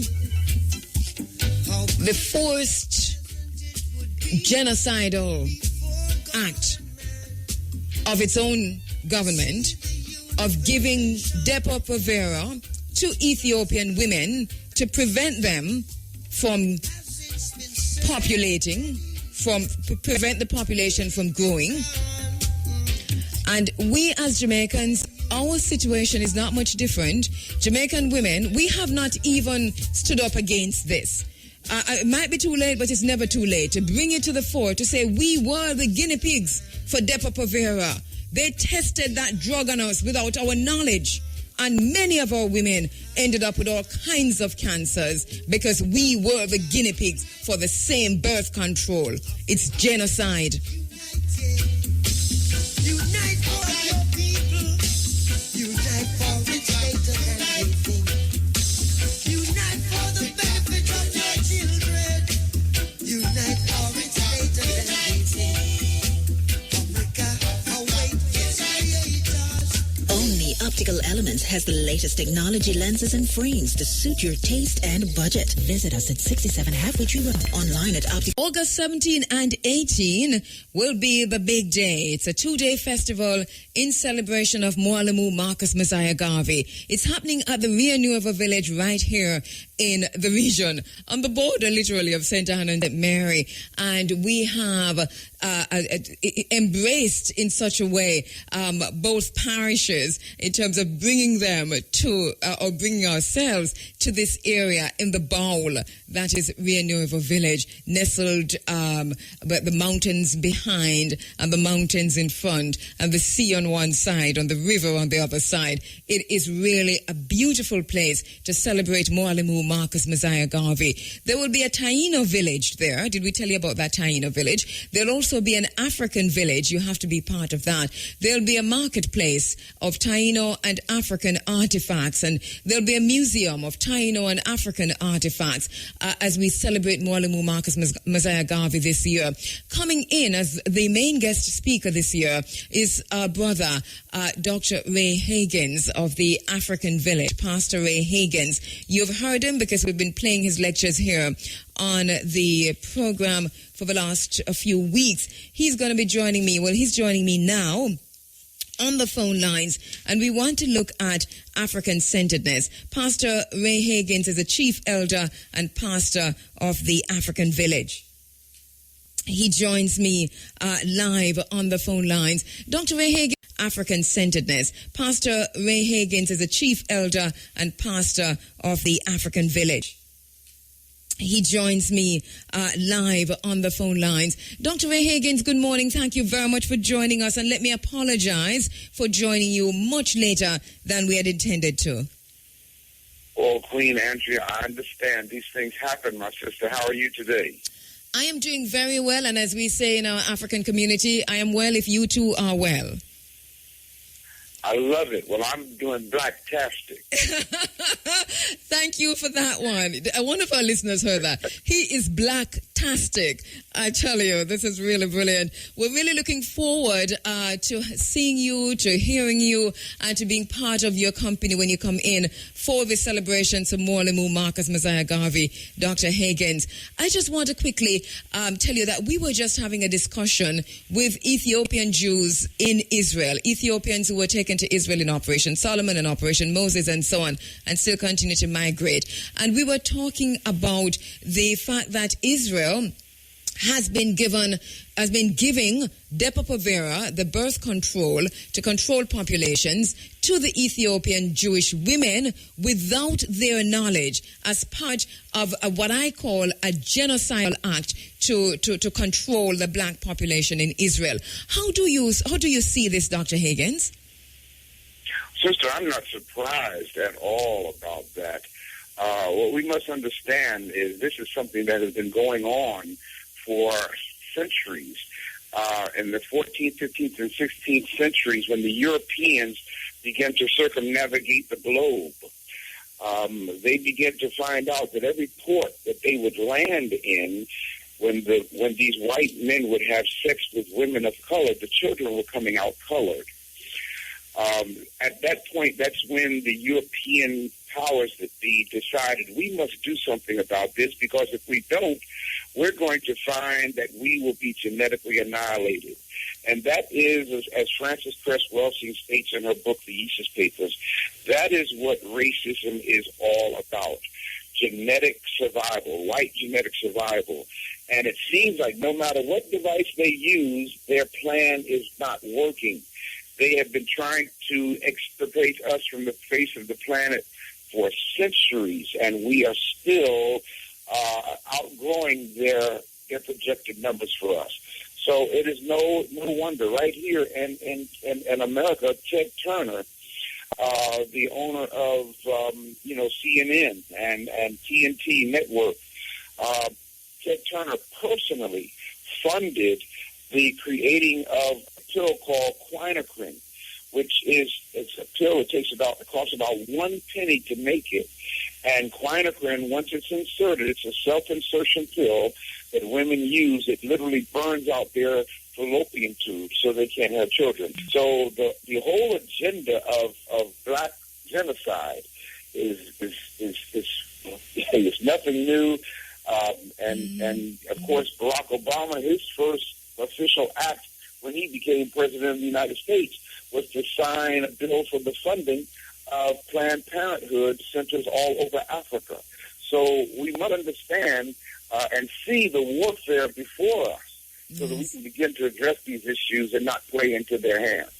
Very good point, and I think it's going to take us directly into some of the issues we want to talk to you about this morning, specifically African-centeredness, which is something that you have been talking from the pulpit, from the streets, wherever people will listen about what this means. What is African-centeredness, and how this could protect African people from the kind of genocidal actions that we see happening in places like Israel and other areas where Africans are. So let us talk about that, Pastor Higgins. What do we mean when we say African-centered consciousness or African-centeredness? Excuse me. When I say African-centeredness, I simply mean exactly what it says, keeping Africa at the center of our thinking. Unfortunately, every other culture has been placed at the center of the thinking of African people. And that is what is hurting us more than anything. We must have a return to African-centeredness if we are going to empower ourselves, if we're going to heal ourselves. We have to return to ourselves. This was the message of the Honorable Marcus Mosiah Garvey. His whole theme was Africa for Africans. We have been so Europeanized. We have been so other culturalized that is killing us. So when we say African-centered, we simply mean that transforming power that helps us as Africans to capture the true essence of our souls and not someone other culture's soul. Because as long as we're focused on another culture, okay, we won't find ourselves. We've been deracinated. We've been cut off from the awareness of who we are. So the mission of the African Village, the organization that I'm the chief elder of, okay, is to be an African-centered ministry whose purpose is to bring the truth of our story to our people. That's what evangelize means. It does not mean to spread the gospel of Jesus Christ. A lot of people think that. But when we say evangelize in African-centeredness, we simply mean to take knowledge to those who do not know, to edify. That is what will build us up. It will equip us through the knowledge of the truth to heal our community, because we're messed up. We're lost. We can't find our way because we don't even know what direction to look in, because we've been given so many other cultures to uphold besides our own. We've been taught to hate ourselves. So therefore, we don't put ourselves at the center of our thinking. And in order for us to get back to where the Honorable Marcus Garvey wanted us to be, we are going to have to place Africa at the center of our thinking. Now, of course, I say the word Africa because when we use the word Africa, people know what landmass we're referring to. Okay? But actually, I should say Altibulan, more so than Africa, because the word Africa is taken from this European called Scipio Africanus, who went to war with Hannibal. And, of course, he had the continent named after himself. Okay, so we should, whenever we say Africa, we're really talking the derivative of his name. So the name of our motherland was Altibulan, which means the land of the blacks. Very good point. You also, Pastor Higgins, your academic background, including psychology. Correct me if I'm wrong, but I think that you have studied psychology, and I'm going there because I want to talk about how messed up we are as a race of people, and how confused we are. The psychology of this, and in terms of the psychic trauma that as a people we have gone through. How do we get to that point of African-centeredness? How is that even possible? Well, one of the things, my approach, and I'm glad you brought that up, because my training, my expertise, my field, I do hold a double doctorate, and my field is in the area of what is called cognitive psychology. Most people are not familiar with that area of discipline. Most are called clinical psychologists. But no, my field of specialty is cognitive psychology. And cognitive has to do with a person's belief system. So cognitive psychology is the study of human behavior based on what a person is made to believe. Okay? And this is one of the reasons why it's so important for us to take a proper approach to our healing. We must appropriate the right modality, or what we'll do is we'll take other methodologies and incorporate them into our illness, into our sickness. So what I do is I try to spend a lot of time correcting the error that caused us to get to where we are. It's one thing to tell people the truth, but if you don't help them to see the lie, then they will try to understand truth through the lenses of the lie that they have been wearing. So my job is to remove the lenses, the lie that we grew up on, okay? Because if I don't do that, I find, even in my practice, I find that if I don't go in there, okay, and address the root causes of the psycho dis-ease, my patients and my people remain detached. We end up remaining isolated and a spiritually lonely people in an environment which constantly bombards us with anti-African rhetoric. So in order to heal us, Andrea, I have to first help us to see the lie that we were raised to think is the truth. Because you cannot see our story looking through the lenses of someone else's story. So what does we must get rid of that other story. We must get rid of that other influence. What does that a mean? lot of people don't like that, okay, when I do that, but that's the methodology that I use. Because that in itself must be a painful process. So let us talk about that, removing the lie. In our own particular context, in terms of as African people and moving towards African-centeredness, what does that involve, removing that lie and those lies? And what is the lie, or what are the lies? Oh, my goodness. Yes. We must understand that the images, the symbols, the lifestyles, the manners of Africans in an un-African culture are contradictory to us. And as a result, they're destructive to the personal and collective growth and development of our people. And that's because we have the wrong perspective. As a result of having the wrong perspective, and of course, that is mostly rooted in the philosophical and religious influences that's been programmed into our minds from those who have oppressed us. We must understand something, Andrea, okay? And that is this. If people don't teach you right, okay, then you can't be right. That's so important. Yes. And we were taught wrong. Our foreparents were taught wrong. You got to understand, sister, a people, as Dr. John Henry Clark states, we must never forget that the people who enslaved us will never turn around and give us what we need for our empowerment. That's not going to happen.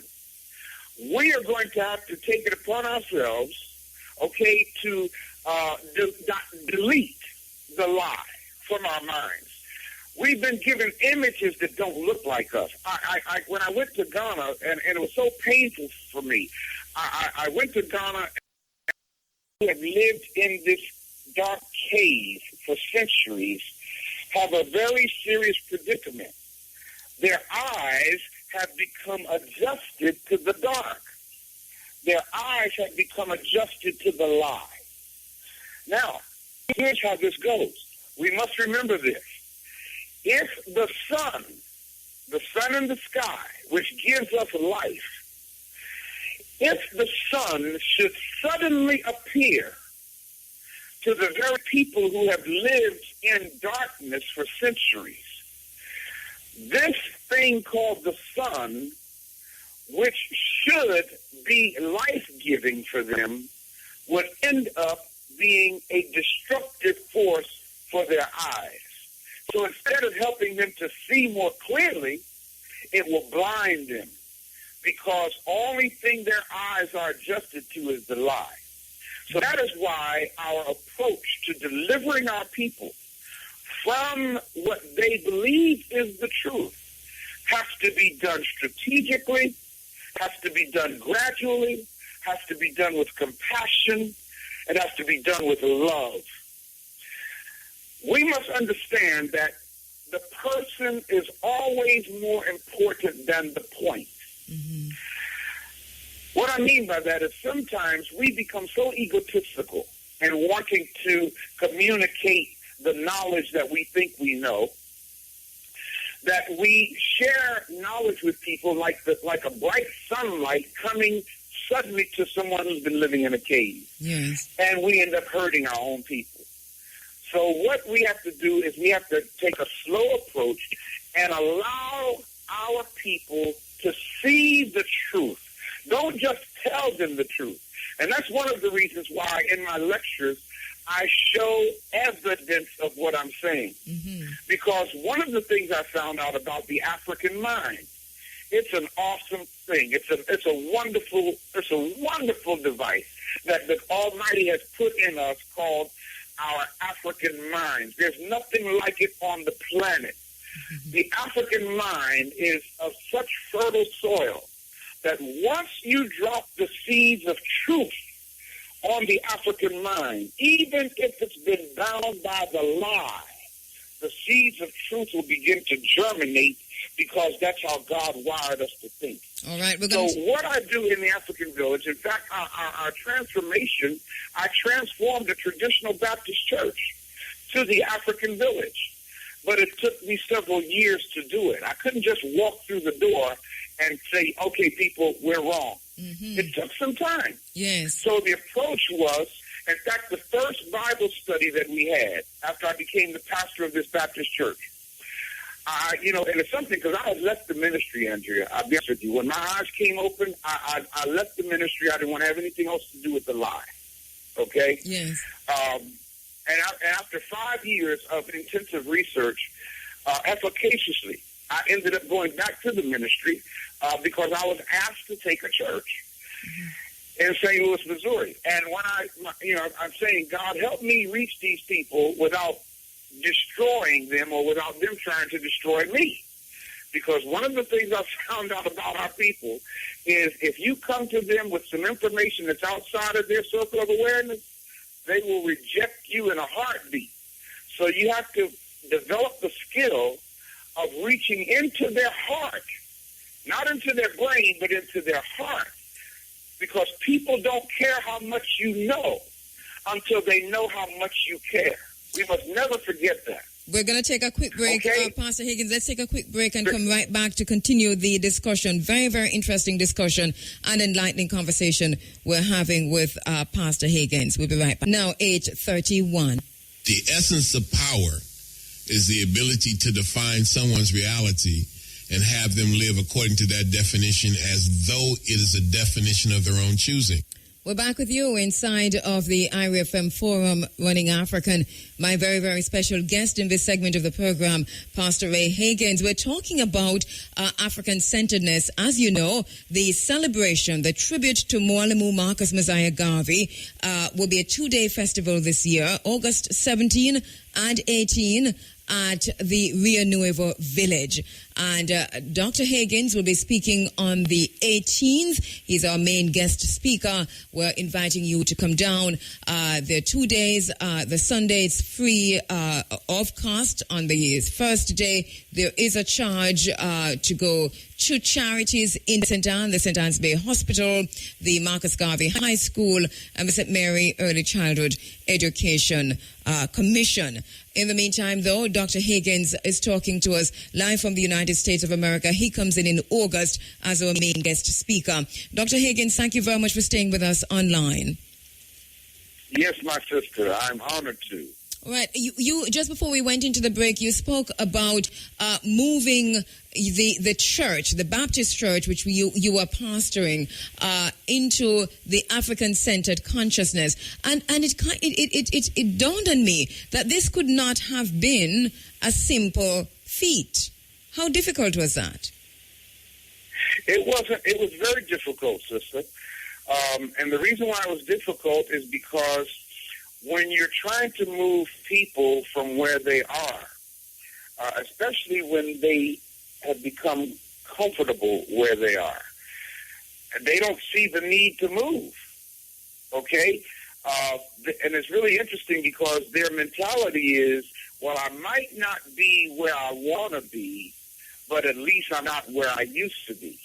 Okay? You know, and so that's the mentality that I had to deal with. So my approach was, and I asked God to give me wisdom on how to teach my own people the truth about our story. Because the only story that they knew was the story that was given to them by Roman Catholicism. And so my assignment, you know, came, you know, I have to move these people from where they are to where they ought to be in their awareness. So the first thing I did, becoming a new pastor in this church, is I took a Webster's Collegiate Dictionary to First Bible Study.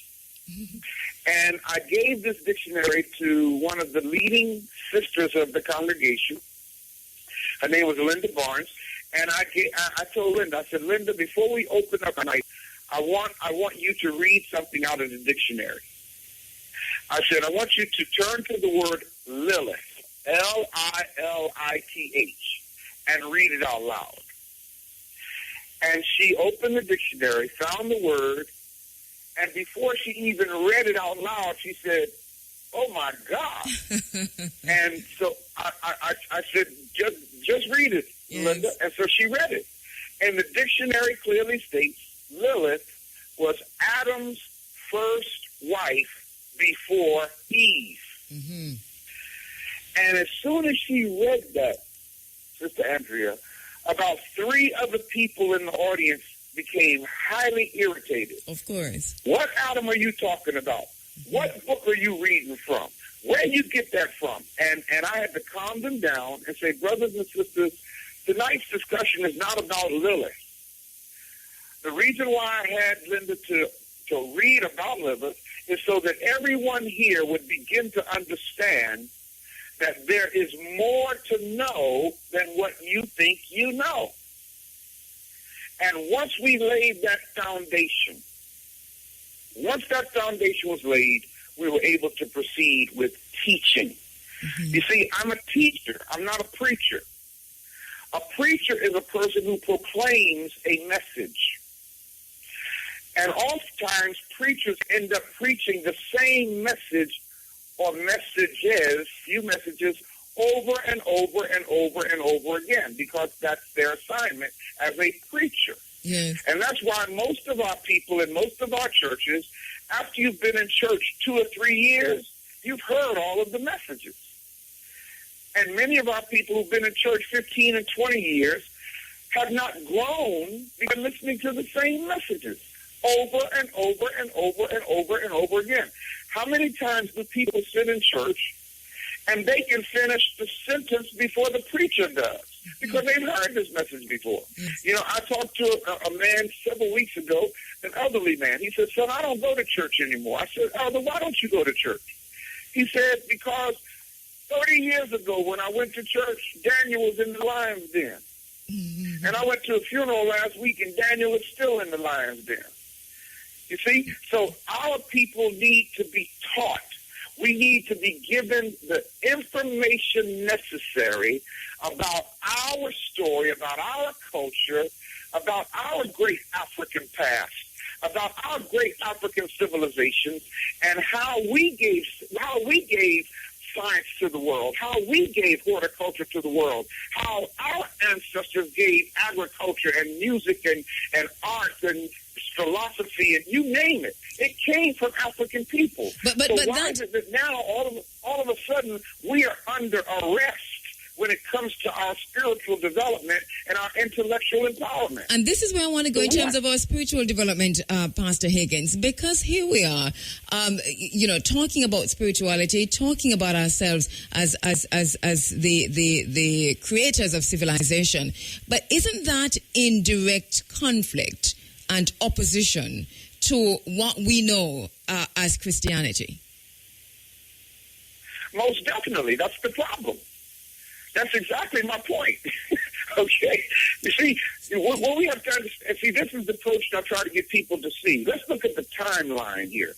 Let's look at the timeline, Andrew. This is very important.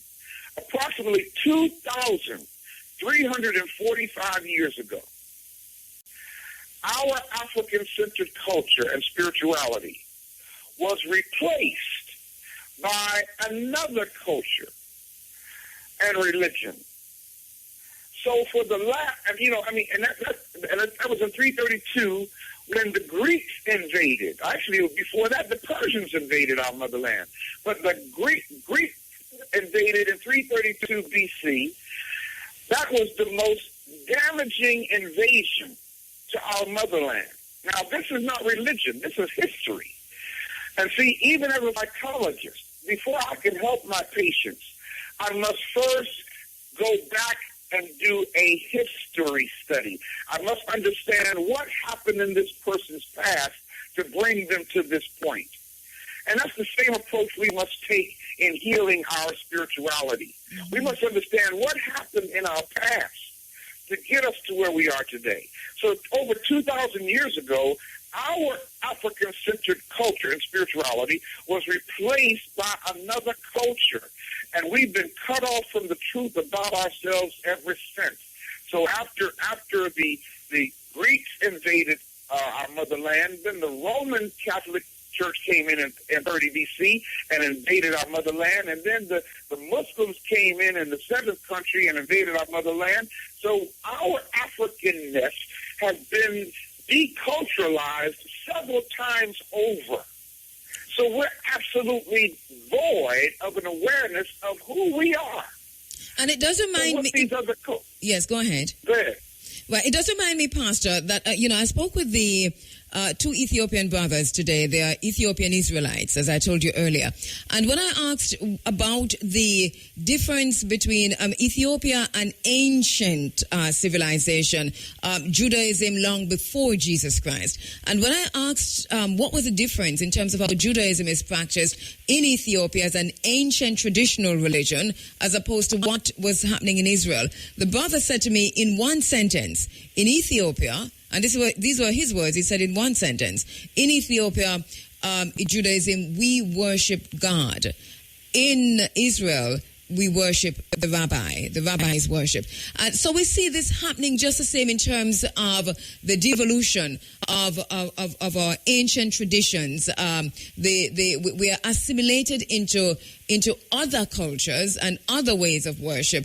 So this is an ongoing process. This is fluid. This is dynamic. We continue to lose ourselves on a daily basis. What do we need to do in 2 minutes that we have left to pull this back? How do we go from here? What do we do from here? Sister, there's no way in the world I could answer that in 2 minutes. I apologize. I will end up leaving people more confused than helping them in 2 minutes. But you know what's good about it, Pastor, is that you're going to be coming in for August 17 and 18, and you're speaking on August 18. So that will be addressed. But give us. I will definitely make it plain at that time. I sure will. Yes. You know. But sister, I will say this, and it is so important we understand that we are a spiritual people. That's the best thing I can say in 2 minutes. We are a spiritual people. We are not a religious people. We are not a people of religion. Religion is the dogma, the standards, the codes, the rules, the laws that somebody told us that God wants us to do. Mm-hmm. See, that's what religion is. Religion is convincing you that God said a certain thing about a certain thing and wants you to comply with that. Okay? That is religion. We are spiritual people. We are people that are connected to nature, not laws and rules. God speaks in our spirit, and that is how it has always been. And until we get back to being spiritual and puts religion aside, we're going to maintain our predicament of powerlessness. We are going to leave it at that, and we know we're leaving it at a point where there are lots of questions, but Dr. Higgins will be live in Jamaica at the Rio Nuevo Village, August 17 and 18. He speaks live on August 18 as we pay tribute to Mwalimu Marcus Messiah Garvey. Pastor Ray Higgins, Thank you very much, my brother. Thank you very much. You're welcome, my sister, and I look forward to seeing you in a few weeks. Ashe. Ashe, take care.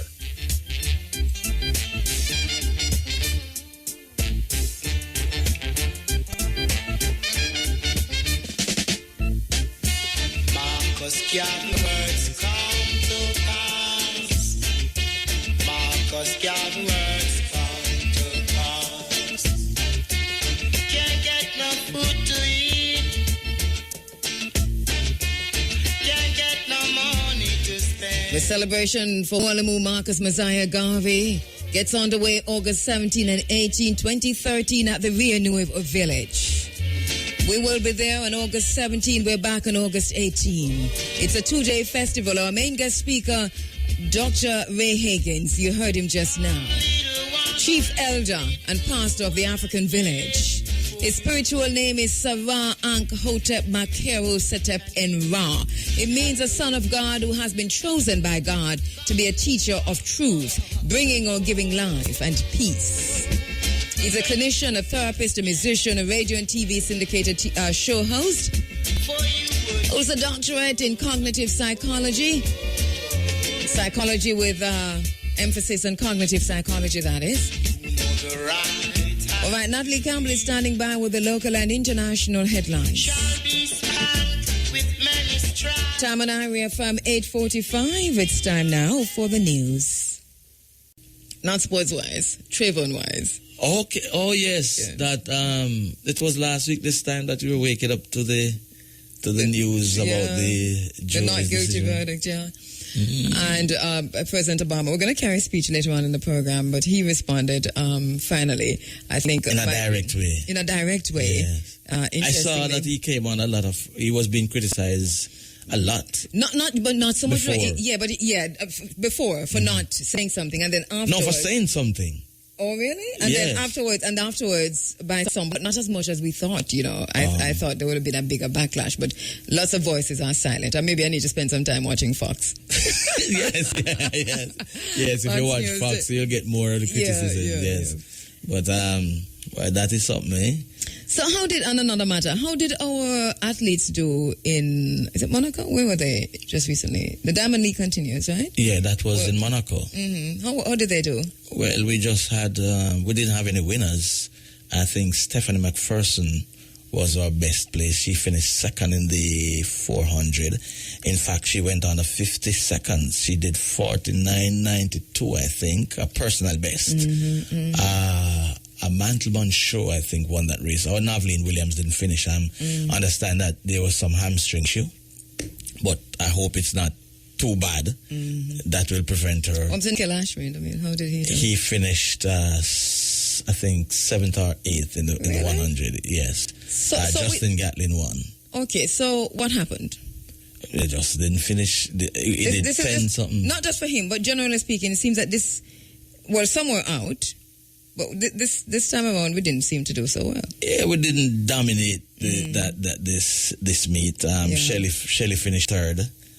She wasn't off to her best start like we're accustomed to. Do you think that the news of the doping issues, do you think that affected their performance in any way? I doubt that. Really? I doubt that. It of course it will have some bearing on their mind, yes, but I don't think it affects them. Because when you go down into that block, you forget everything, I don't think so. You can't just forget everything. That's not like saying to the jury, forget they're going to be running. They're going to be running for 10 seconds. Them just block out everything and focus on that.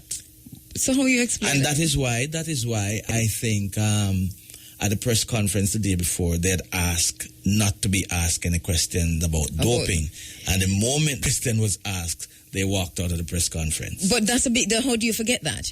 You can't. Human beings are complex, No, but you can't just say, well, okay, I'm going to forget once I go into this block. No, I'm looking at it from a different angle. At the press conference, they might be asked questions that they don't have the answers for. No, I understand that.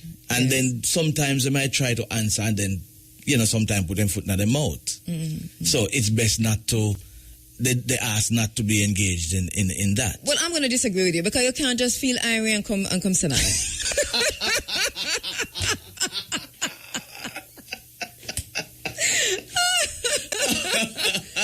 You can't just feel irie. Oh, you're quoting Captain Burrell. You can't just feel irie and come say that. Right? But Andrea, you know that. But you can't feel, you can't You just, know that.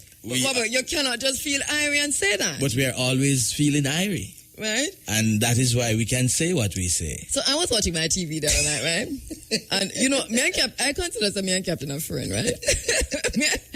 Captain might not know, but Captain's a friend. As Wendy Williams said, Captain is my friend in my head. But me and my brethren still. And so when I heard him say, you know, when he was asked a question that you can't just feel irie and report a thing.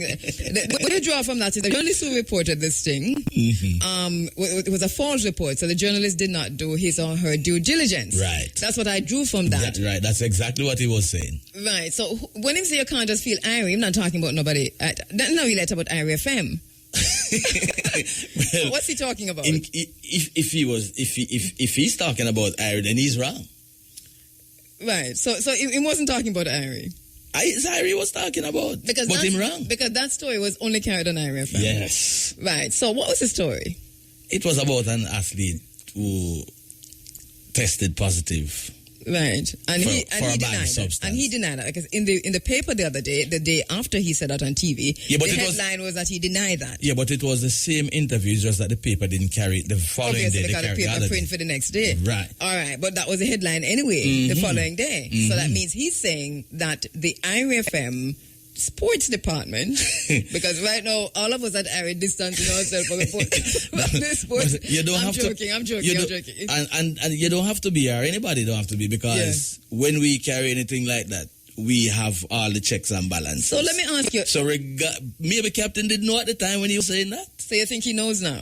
I guess he knows now. So let me ask you this: are you standing by the story? Yes.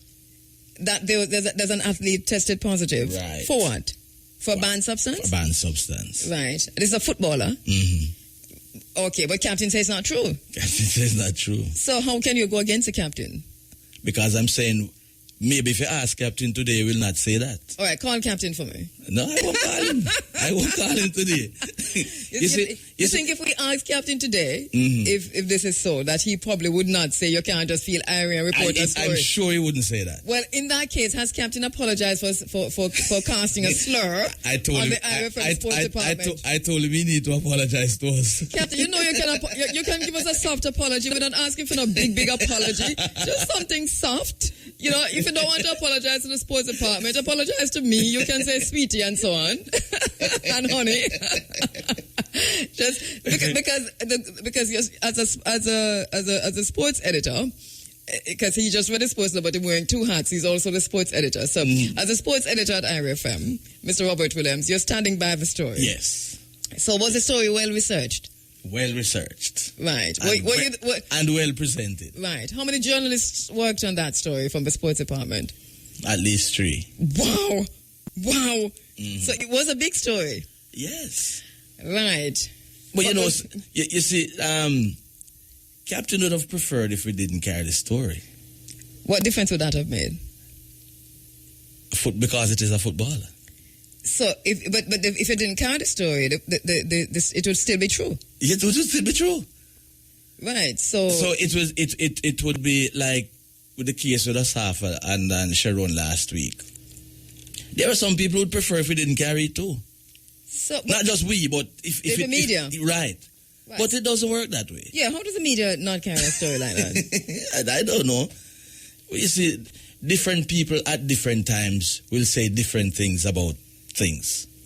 Yeah? Okay. Tomorrow, Captain probably would say the opposite to that if it concerns Asafa. But he would say a different thing if it concerns a footballer. Okay. And vice versa. You know, but we can't look at it that way. No, because you're journalists. And as I said, people talk about the first rule in journalism. The first rule in journalism for me is to ask a question, is it true? And by asking, is it true? I say you do your investigations. Right. And I'm sure, and I know the sports department does that. Right. The first question, is it true? And then your thing is that it is true. Right. But when the question was asked of Captain, he said it was not true. But maybe at the time he was honestly saying it was not true because he probably didn't know. Well, he really did cast a slur on you guys. I have to take myself out of it, Captain, because you can't just feel irony. You can't just feel irony and say that, Captain. You can't just feel irony and say that. But it's interesting though because I told Captain that while the press conference was going, I was the person who told the reporter to ask him that. Or is you ask? So hold on. I'm getting tongue-tied.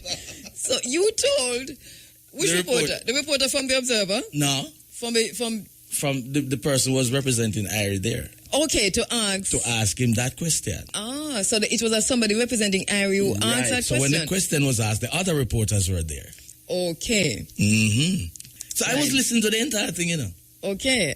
Well, I just heard a man saying you can't feel Irie, and I'm saying, no, he must be talking about Irie FM, because I saw the little sly look on his face. It's a nice way to put it. Yes. You can't just feel Irie and carry a story. But Captain, have that.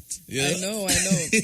Well, do you want to make an appeal to the Captain for an apology? No, I'm not going to appeal. I will appeal. If him feel like him should apologize to us, he will. Yeah, he will. Well, he should. Captain, we love him.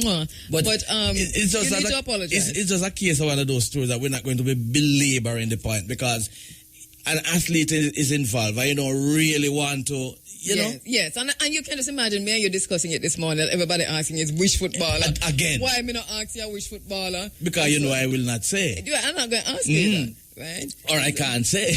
Oh, you can't say. Right, Right. But it wouldn't help based on the circumstances surrounding it.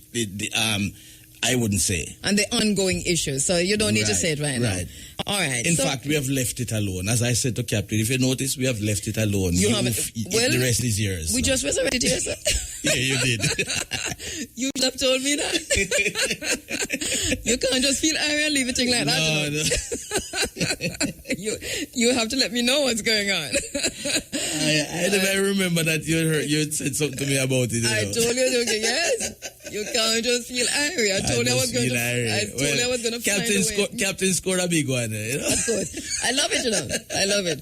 You can't just feel Irie and report a story star. It was not so and so. But Captain has to understand that when we feel Irie, we usually ask first, is this true? And then we look on all 15 sides. That was the first question. That was the first question I asked Captain. I said, Captain, can you recall at any time that we have ever carried any story that is not true? Exactly. And of course, the answer. You couldn't remember one. Because there has been none. Right. So, Captain, we can feel Irie. And when the Irie we feel is a more certain we are that the story is true. Thank you very much. Take care. But you feel Irie though, yeah, man, always Irie. All right, we take a break. We'll be right back. You're free Africa. Running Africa ni. Ahaya Jamaica. So what take kaka say boso kadia na Andre William and Atnasi ewo Irie FM. All right, we're back with you inside of the Irie FM forum, Running African, and we are seeing your tweets, by the way, at Andre Williams G, for those persons who are following me on Twitter. Thank you very much for writing in. We'll try and get those in as soon as we possibly can. Also, we know there are some Facebook messages. Haven't looked at those yet. Remember, you can also email me at andrea.williams@iriefm.net. Thank you very much for staying with us for the duration of the program. All right, we're going to put in a different gear we're going into, because we have Dr. Nicole Dawkins, and she is the Senior Medical Officer for St. Anne's Bay Regional Hospital. She'll be joining me on the phone lines to talk about St. Anne's Bay Hospital's annual scientific conference. In the studio, we have Mr. Hansley Berry. He's going to be telling us about the tribute to Morlamu Marcus Messiah Garvey. That's happening on the 17th and 18th of August, but from the perspective of how we're going to be entertaining the family, especially the children. So we'll talk to him in a little while. In the meantime, Dr. Nicole Dawkins joins me on the phone lines. Dr. Dawkins, good morning. Pleasant morning to you. All right, thank you very much for joining. The St. Anne's Bay Hospital, you're getting ready for your annual scientific conference. When is it scheduled for? It is scheduled for next Sunday, July 28th. And it will be held at the Joel Resort and Spa at Duns River. All right. So talk to us about this. What is a scientific conference? Okay, for the most part, it's an academic forum, generally speaking, and the idea is to, healthcare delivery and the business of health is a science in and of itself. Yes. So skills maintenance, preservation, and enhancement require continuing medical education. So we review our systems, look at what we have done, and apply a scientific approach to that review process in a hope of improving. So we maintain our skills while improve our operations. So the scientific conference is to allow us to look at what we're doing and present it in an academic forum. Okay, brilliant. Because obviously there must be a need in every profession for critical reflection, and this is part of that. But I can just imagine the challenges that not just in Ansbay, but we're focusing specifically on the region. The challenges you're faced with now in healthcare delivery in today's economy. What would you say are some of the major challenges that you face if you were to underscore 3 or 4? The challenges we face as it relates to a financial perspective is not peculiar to health service delivery. But clearly, if there is there's limited monies to go around, then we try, and then you're going to see the effect on that. So there's human resource challenges in that we may not be able to have all the manpower that we need or that's ideally required. There'll be supplies issues, so we have to, be very judicious on how we acquire resources in terms of supplies, equipment challenges in terms of acquisition and maintenance. Preventive maintenance programs sometimes suffer as a consequence of inadequate resources. And then in the long run, what it boils down to is that we don't get the highest quality all the time because we have to take some corners in terms of what is available to us. So I think that's not peculiar to health service delivery, but we certainly see it there as well. Right, and at the same time, the theme says, even while you look at healthcare delivery in today's economy, you're talking about a commitment to positive patient experience. What does that mean, actually? From our general experience, what we've noticed is that once the patients come in and they get treated and they're satisfied, they will say, boy, I come in and you can see the stress, you can see what we're going through. But at the end of the day, when they're discharged, they said, despite all of that, I really appreciate the quality of interactions that we had, the interventions that were provided, despite the limited resources. It was required, it was done in a timely enough fashion for the most part, and with good results. Yes. And we find out when they come out with that sense, we can overlook some of these challenges and feel positive at the end of the day that we have managed to put persons back on the road to recovery. Of course, that's not 100%, which is why we need these forums all the time and why we try and galvanize support as much as we can. Right. Because there are times when that's not all, that doesn't happen, and it's not everybody's going to be able to say that. What are some of the issues that what are some of the topics, some of the themes that the conference will be looking at is it a one-day conference, July 28th? It's a one-day conference this year, July 2013. So it's a Sunday, one-day conference, and what we have 13 topics, 13 presentations for the day, and that will include panel discussion of corporate entities within the parish, because we're trying to galvanize support, as well as a keynote address from a representative of the Chamber of Commerce to try and build the team relationships within the healthcare workers as well as the community. And then we're going to look specifically at some of the advancements that we've seen at the facility in terms of our high dependency care unit that was started 6 years ago for adults, as well as a special care nursery for babies. We look at minimal access surgery, especially in the area of orthopedics. So we're going to talk about things like arthroscopic surgery that's been done over the region. And we look at some of the outreach efforts from the orthopedic department. Another key presentation we'll start off for the day is the personal responsibility for health, the individual's own responsibility for ensuring health, its preservation, and what to do to get back on the road to recovery if we happen to become unhealthy for whatever reason. So we're also looking at things like men's mental health and its relationship to violent injuries that we're seeing in Jamaica, because there are many determinants of ill health. And the board Put it that way. You won't be bored. We'll be taking over 70 different attractions. Wow. To the venue. Yeah, that's a whole lot. And then for those persons who do not know the Rio Nuevo village, you're probably wondering where they're going to go. How many acres up there again? 33? 33 yeah, acres. and it's really nestled, as I said before, nicely with the mountains to your back and the sea to one side and the beautiful Rio Nuevo River. You know, there'll be kayaking on the river also. Yes, a very good ambience. Yeah, very, very good ambience, I'm telling you. So it's going to be brilliant. So Bounce Out will be rolling out over entirely. 70 different rides. So please bring your family, be part of this event. This is the first time I think that you could really remember now. Sunday is free. Yes. You know, for persons who are saying, but you know, we can't pay for Saturday. Well, Sunday is all free.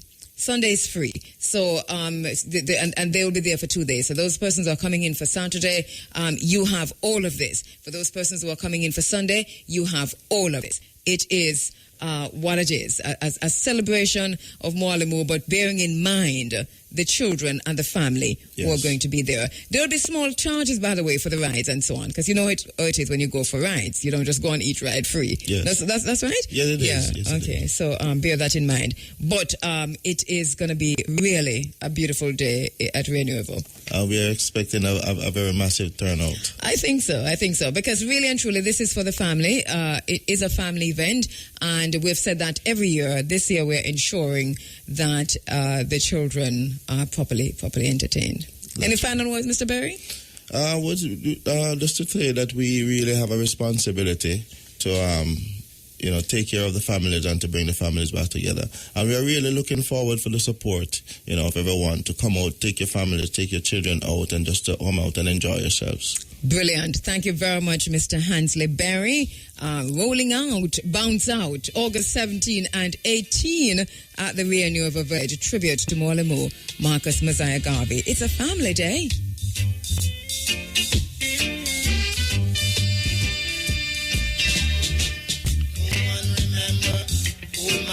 No one remember old Marcus Garvey.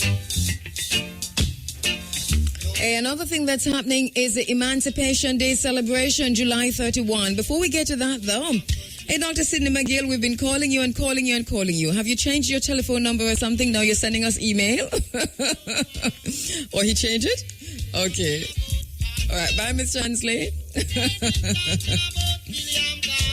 All right. So, Dr. Sidney McGill says, for over 20 years, the Garden Parish of St. Anne was without a horticultural society, and now the St. Anne Horticultural Society is about to host its first horticultural event, Perk Up Your Garden, a grand plant sale at Richmond Jerk Center, Richmond, St. Anne on July 28, 10 a.m. to 5 p.m. It's going to be a fun-filled day for your family. Visit us for exotic plants at rock-bottom prices and bring the kids to enjoy our children entertainment too. For more information, call 307-9040. That's 307-9040. Dr. McGill, that's where I'm going to see you after a long while, because you know me coming to buy some of those cheap flowers. If I can get them for free, I'm just as good.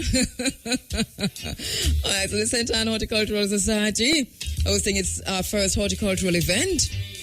Perk Up Your Garden, a grand plant sale at Richmond Jerk Center, Richmond, St. Anne, on July 28, 10 a.m. to 5 p.m. I am going.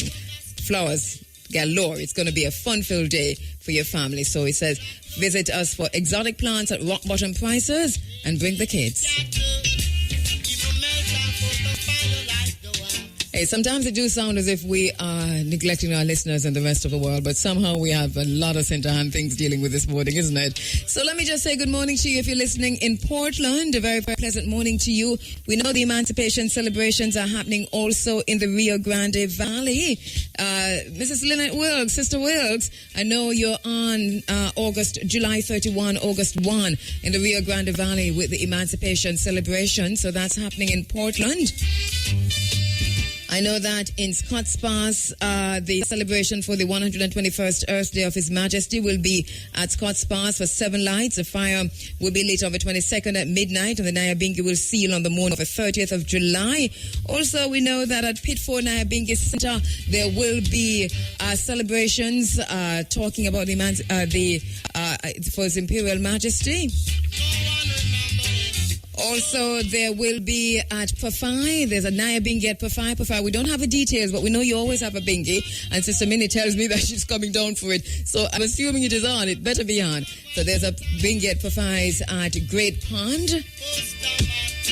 All right, so all of that is happening. To our listeners in Hanover, good morning to you. In Kingston, a very pleasant morning to you. In St. Andrew, good morning, good morning. Let me going to the phone lines now. To the 14 parishes of Jamaica, by the way. Good morning. St. Elizabeth, how you doing?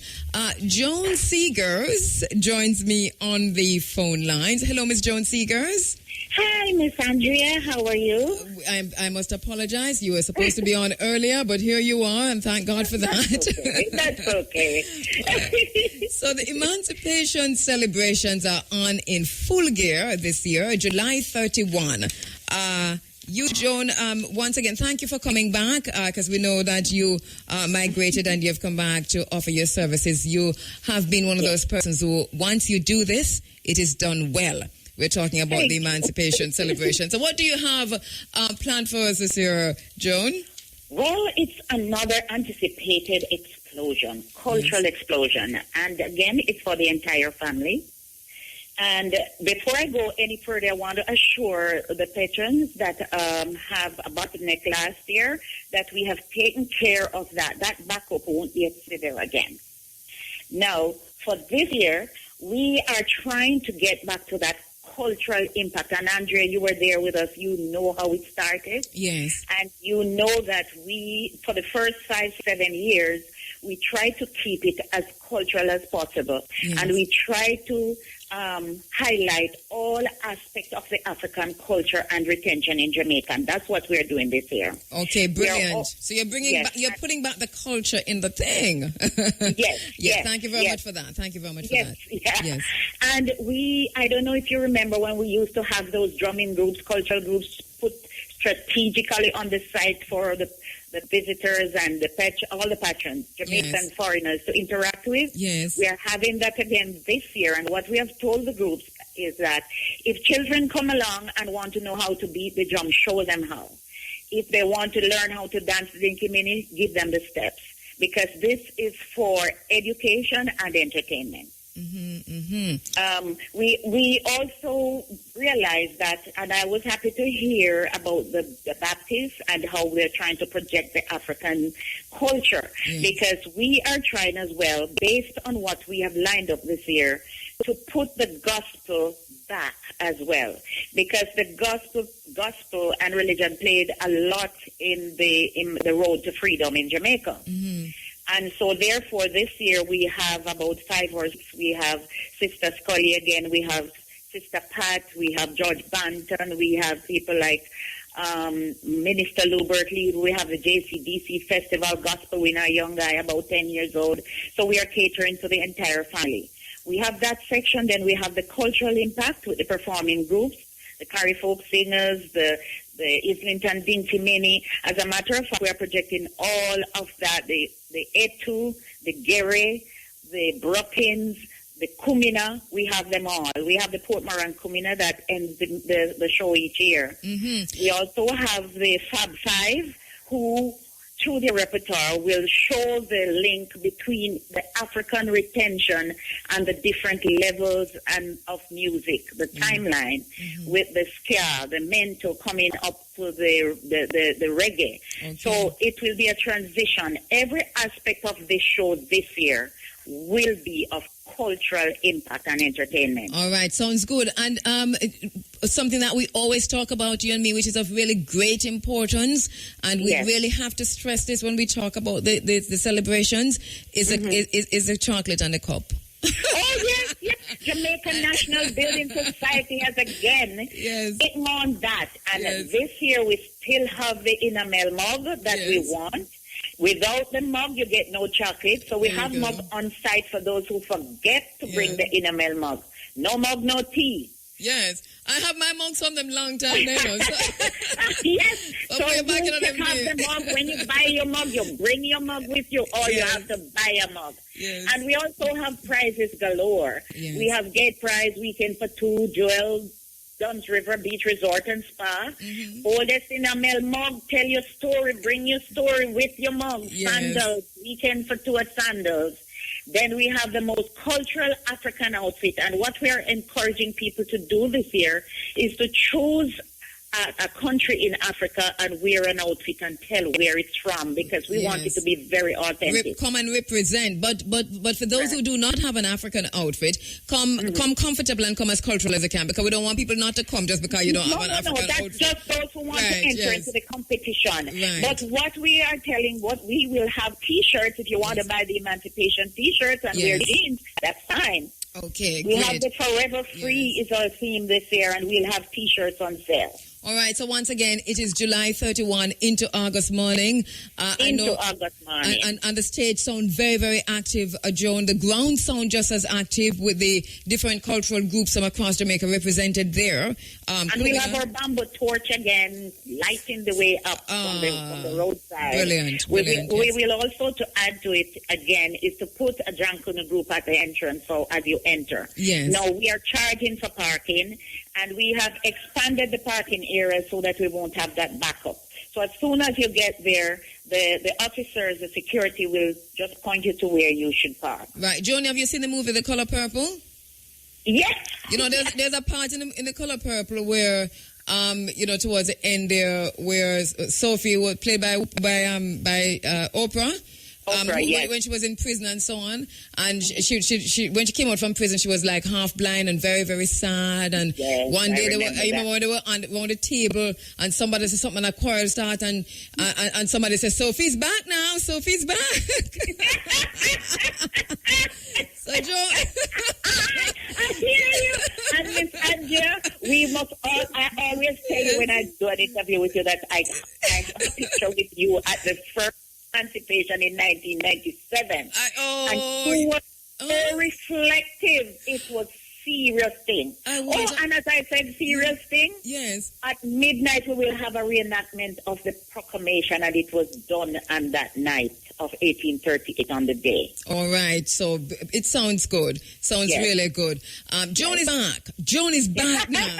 Right? Thank you, Andrea. Thank you so much. It sounds good. I'm July 31. I'm a big crowd as well. Yeah, July 31 into August 1, into August morning. It's the Emancipation Jubilee at Seville, at the Civil Great House. Sounding really good, Joe. Thank you very much. $1,000. By the way, people have been saying we don't want it free again. Yes. It's not free. $1,000 prepaid, $1,200 at the gate. We have tickets at all JCBC's offices island-wide. Okay. And it will be at Ocherius Pharmacy, and also at the Ocherius Dirt Center. Okay. And at Civil Great House. All right. Thank you very much, Joan. We'll talk again. Okay, thank you. I should call you Sophie. Thank you very much, Sophie. Thank you, ma'am. Thank you. Looking forward to seeing you there. I will be there. And your Irie FM crew. Of course, we'll be there. Thank you very much. Thank you, Joan. Joan Seegers talking about the cultural event, Emancipation Jubilee. Joan Seegers herself, cultural event consultant at the Jamaica National Heritage Trust. Switching gears just a little bit here now, because, quite a bit of uproar about the verdict in the Trayvon Martin case in the United States of America. We still hold that wherever we are across the world as African peoples, our stories are the same. Racism, genocide, oppression, poverty, and powerlessness. And I'm saying that, understanding that this is, we're generalizing because we have pockets of expression, of exceptions to the rule. But where we have the exceptions, we also have black middle classes that have become themselves oppressive forces for the rest of the black population. So we really have to change the way we look at things. African-centered consciousness. That's for another day, though. So there have been many calls for the U.S. President Barack Obama to respond to this, and there have been many calls for him to shut up about it. But he came out on Friday unexpectedly at one of the White House press conferences and made the following speech. It's just about 15 minutes, but I think for me, it's a high point. It is a redeeming factor for him also, and it's a high point in his presidency. As tempered as this might be, I think that he came out against great odds, knowing that this is not going to help him in any way, but he came out because he had to. He came out because if he didn't, he would be on the wrong side of history. So let's play that speech for you. The reason I actually wanted to come out today is not to take questions, but to speak to an issue that obviously has gotten a lot of attention over the course of the last week, the issue of the Trayvon Martin ruling. I gave a preliminary statement right after the ruling on Sunday, but watching the debate over the course of the last week, I thought it might be useful for me to expand on my thoughts a little bit. First of all, I want to make sure that once again I send my thoughts and prayers as well as Michelle's to the family of Trayvon Martin and to remark on the incredible grace and dignity with which they've dealt with the entire situation. I can only imagine what they're going through, and it's remarkable how they've handled it. The second thing I want to say is to reiterate what I said on Sunday, which is there are going to be a lot of arguments about the legal issues in the case. I'll let all the legal analysts and talking heads address those issues. The judge conducted the trial in a professional manner. The prosecution and the defense made their arguments. The juries were properly instructed that in a case such as this, reasonable doubt was relevant, and they rendered a verdict. And once the jury's spoken, that's how our system works.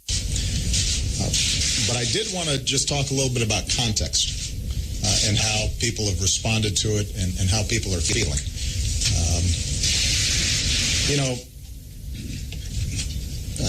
When Trayvon Martin was first shot, I said that this could have been my son.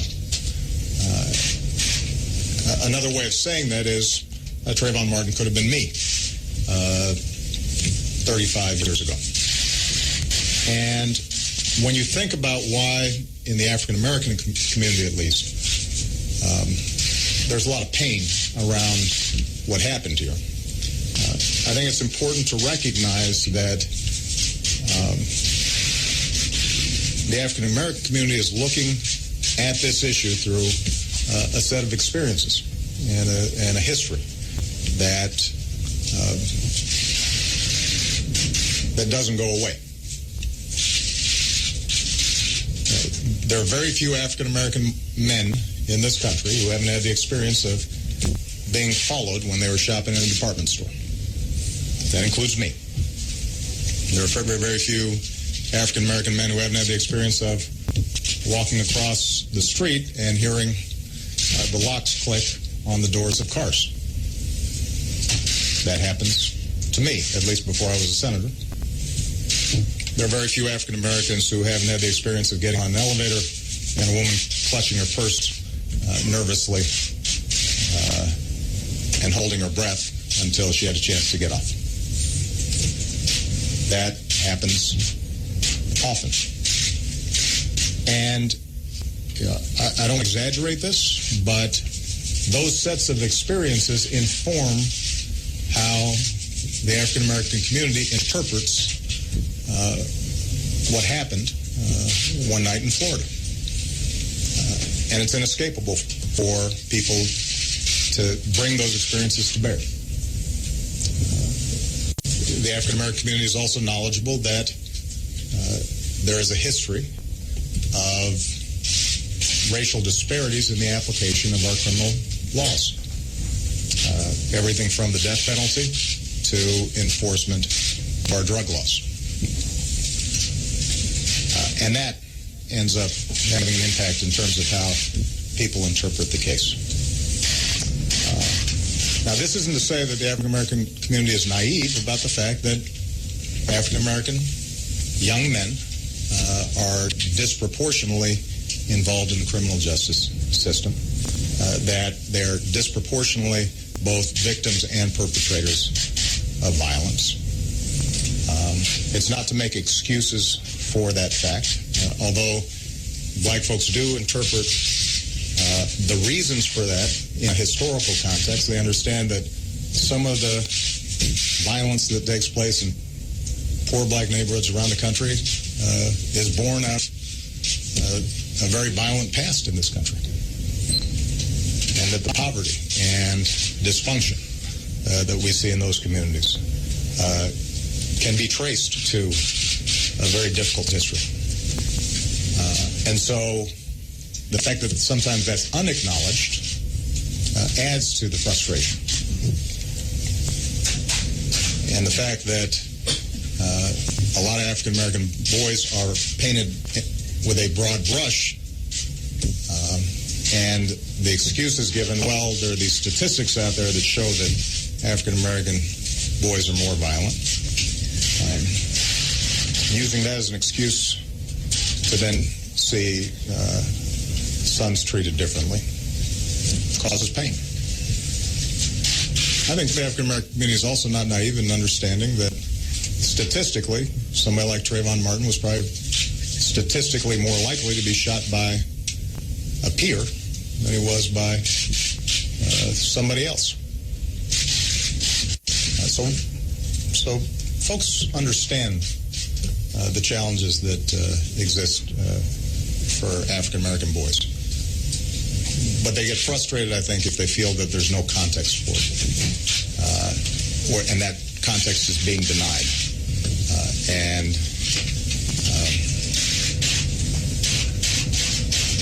And that all contributes, I think, to a sense that and the aftermath might have been different.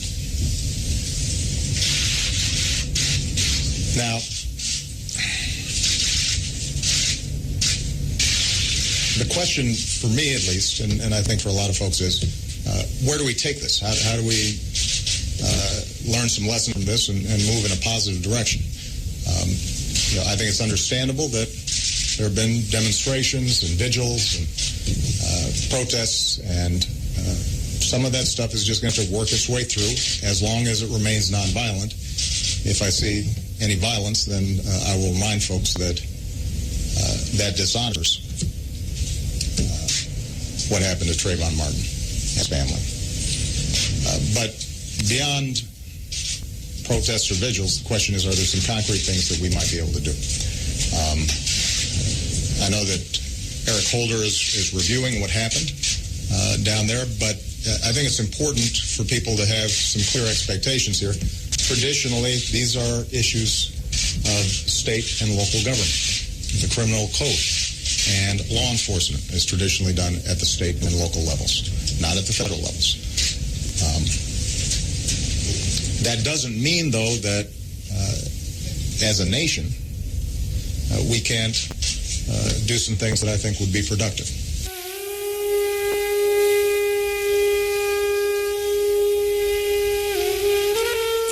So Barack Obama's the U.S. president's response, in part, almost all of it anyway, to the Trayvon Martin case, the verdict of not guilty for George Zimmerman, talking about racism in the United States and doing it in a nuanced way, but doing it nonetheless. And I think that he's going to go down on the right side of history for this one. The bottom line is that wherever we are as African people, we are open to and liable to and most likely will experience Trayvon Martin's over and over and over again. In our own particular context, Jamaica is a traumatized society.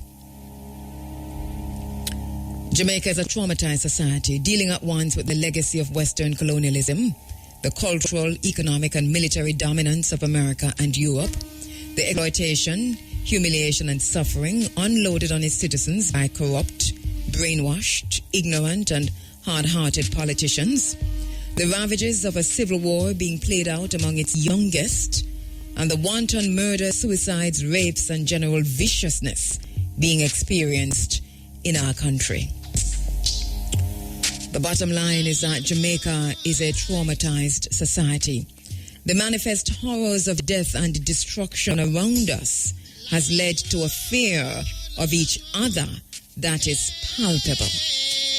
The legacy of slavery and colonialism have resulted in a traumatized society plagued by racism, classism, poverty, colorism, bleaching, extortion, rape, murder, and self-hate.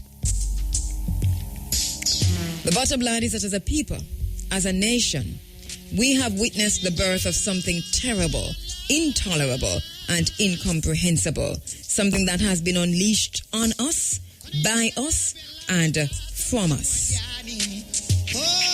We must now acknowledge and confront the trauma we are individually and collectively experiencing as an epidemic, that which we cannot bear to be, to see, to listen to know, or to ignore. The bottom line is that we must discuss and develop treatment modalities to address this problem, as the U.S. President just told us, before it is too late. Treatment modalities to reveal to ourselves what we are and what we have becoming and what we have become and are still becoming. The bottom line is that Jamaica is a traumatized society, with most of the population largely neglected in favor of political tribalism, in favor of tourism, and in favor of the so-called private sector, all of which continue to bleed our people and our country dry. The bottom line is that while many of our politicians have shed their warmongering, underhanded, devil-dealing suits for grey silk suits, white shirts, and pink ties, their corrupt deeds continue to permeate the society, and it is preposterous, if not absurd, to expect them to take the necessary steps to address this trauma. We have to do this. So once again, if we are to see change in our current decadent and rotting situation, we must be willing to grab the blade and take control of our country, take back Jamaica from political tribalists masquerading as leaders. The bottom line is that as a people, we have experienced so much death, violence, pain, loss, grief, and suffering that many of us have become desensitized and hardened by it. More than 3 generations of Jamaicans have been born into apathy and senseless violence, and the task of reaching for meaningfulness is ignored or even devalued. The bottom line is that our young men are dumbing down to descend to the standards that we have set for them by lifting up heroes and role models who cannot even read or write, by elevating criminals and ignoramuses, by giving prominence to loud and vulgar behavior, and by making the aspiration to excellence offensive. The bottom line is that Jamaica is a traumatized society, and until we realize that we have lost meaning and control as a nation, that the society is being ripped apart by the experience of continuous suffering and pain, that as a people we are wounded by our collective experiences of neocolonialism, of political tribalism, of corruption, of violence, of rape, of colorism, of racism, of classism and tourism, that until we realize that these terrible things can be overcome, we may never seek treatment or face our problem. The bottom line is that neocolonialism must be rejected from any perspective, ethically, morally, legally, or from a perspective of human rights and justice. Neocolonialism, which comes to us wrapped in packages labeled IMF or EPA or CBSI or World Bank loan, must be vigorously rejected from any point of view. We must redefine what it means to be human, what constitutes a good life, what desecrates it, and how we can restore it. We must formulate treatment programs that will empower and free us from the legacies of partisan tribal politics.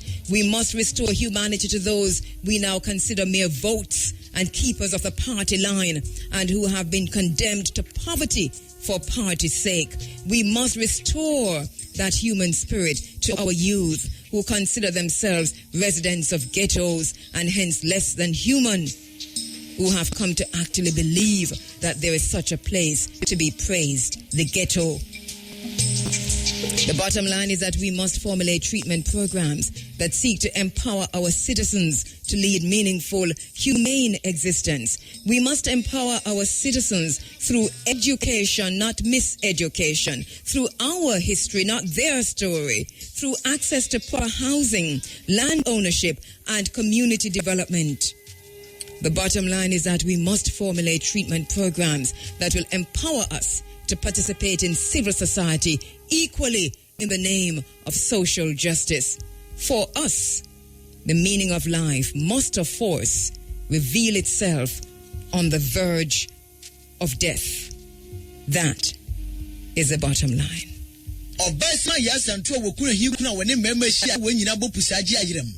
Andre William, what can you do? Kroma Yelem, Obieti Ire FM.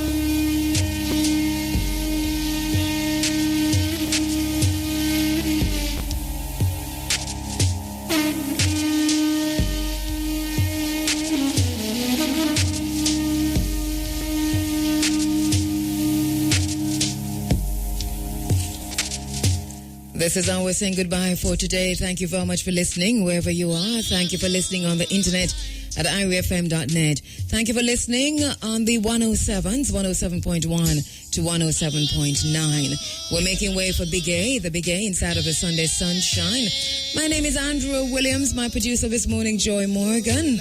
Tracy's at the telephone operator's desk. She's been taking your calls. And I want to say thanks to all those who participated in the program this morning. To Donisha Prendergast, remember now, Conversations is today, Sunday, July 21. Be a part of it. Guest speaker Claremont Chung, Director of War Stories and editor of the book Walter Rodney, The Promise of Revolution. So it's on today. Thanks very much to Ethiopian Israelites living in Israel, Asher Elias and Naphtali Akulum, bringing some clarity and shedding some light on the situation, the current situation of Ethiopian Israelites in Israel. Thanks very much to Pastor Dr. Ray Higgins. He will be in Jamaica August 17 and 18. He speaks live at the Renova Village on August 18. Be there. Also, John Seegers talking to us about Emancipation Jubilee. Remember, it's on July 31. Thanks to Mr. Hansley Berry, Managing Director of Bounce Out, rolling out Bounce Out at the Renova Village, August 17 and 18. To Dr. Nicole Dawkins, Senior Medical Officer at the St. Anne's Bay Regional Hospital. Remember now that the St. Anne's Bay Hospital's annual scientific conference is on July 28 at Jewel Resort Spa, Duns River. There are 6 hours of CME. Walk good and tell them other one howdy.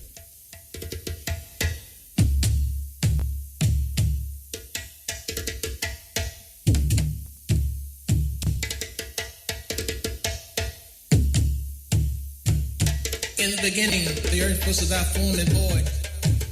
Darkness was upon the face of the deep. The ancestors moved across the waters. Let there be light.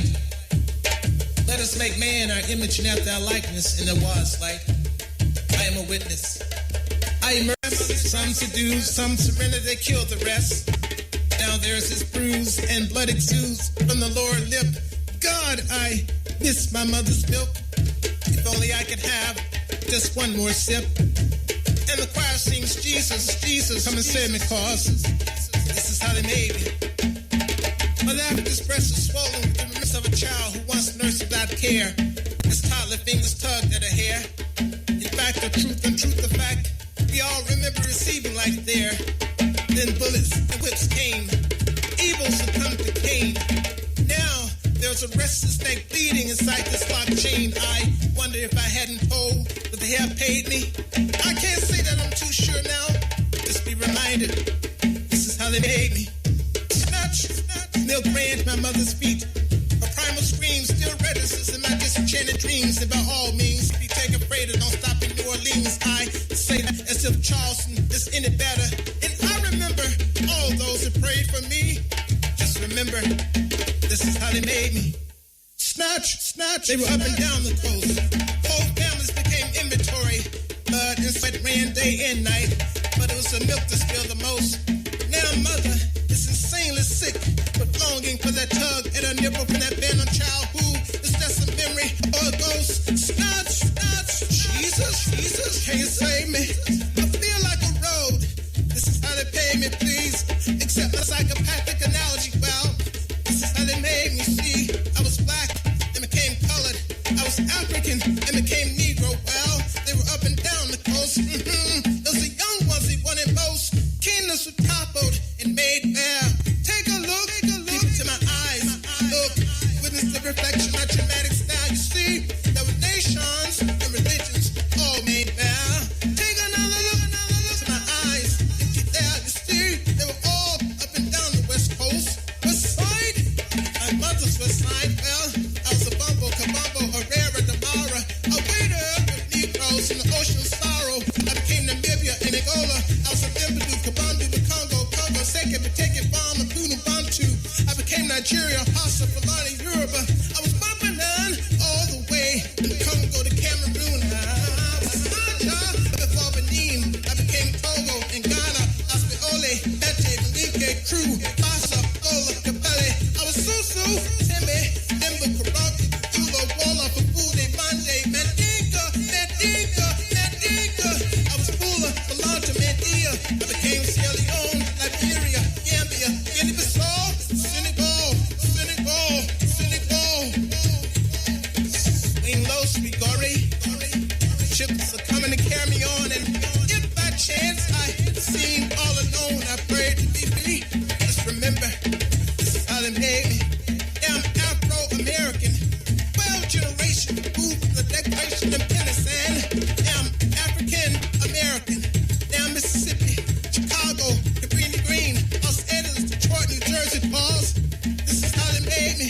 Now I'm Atlanta, Buffalo, East Side, Chattanooga, New York, Georgia, Tennessee, Falls.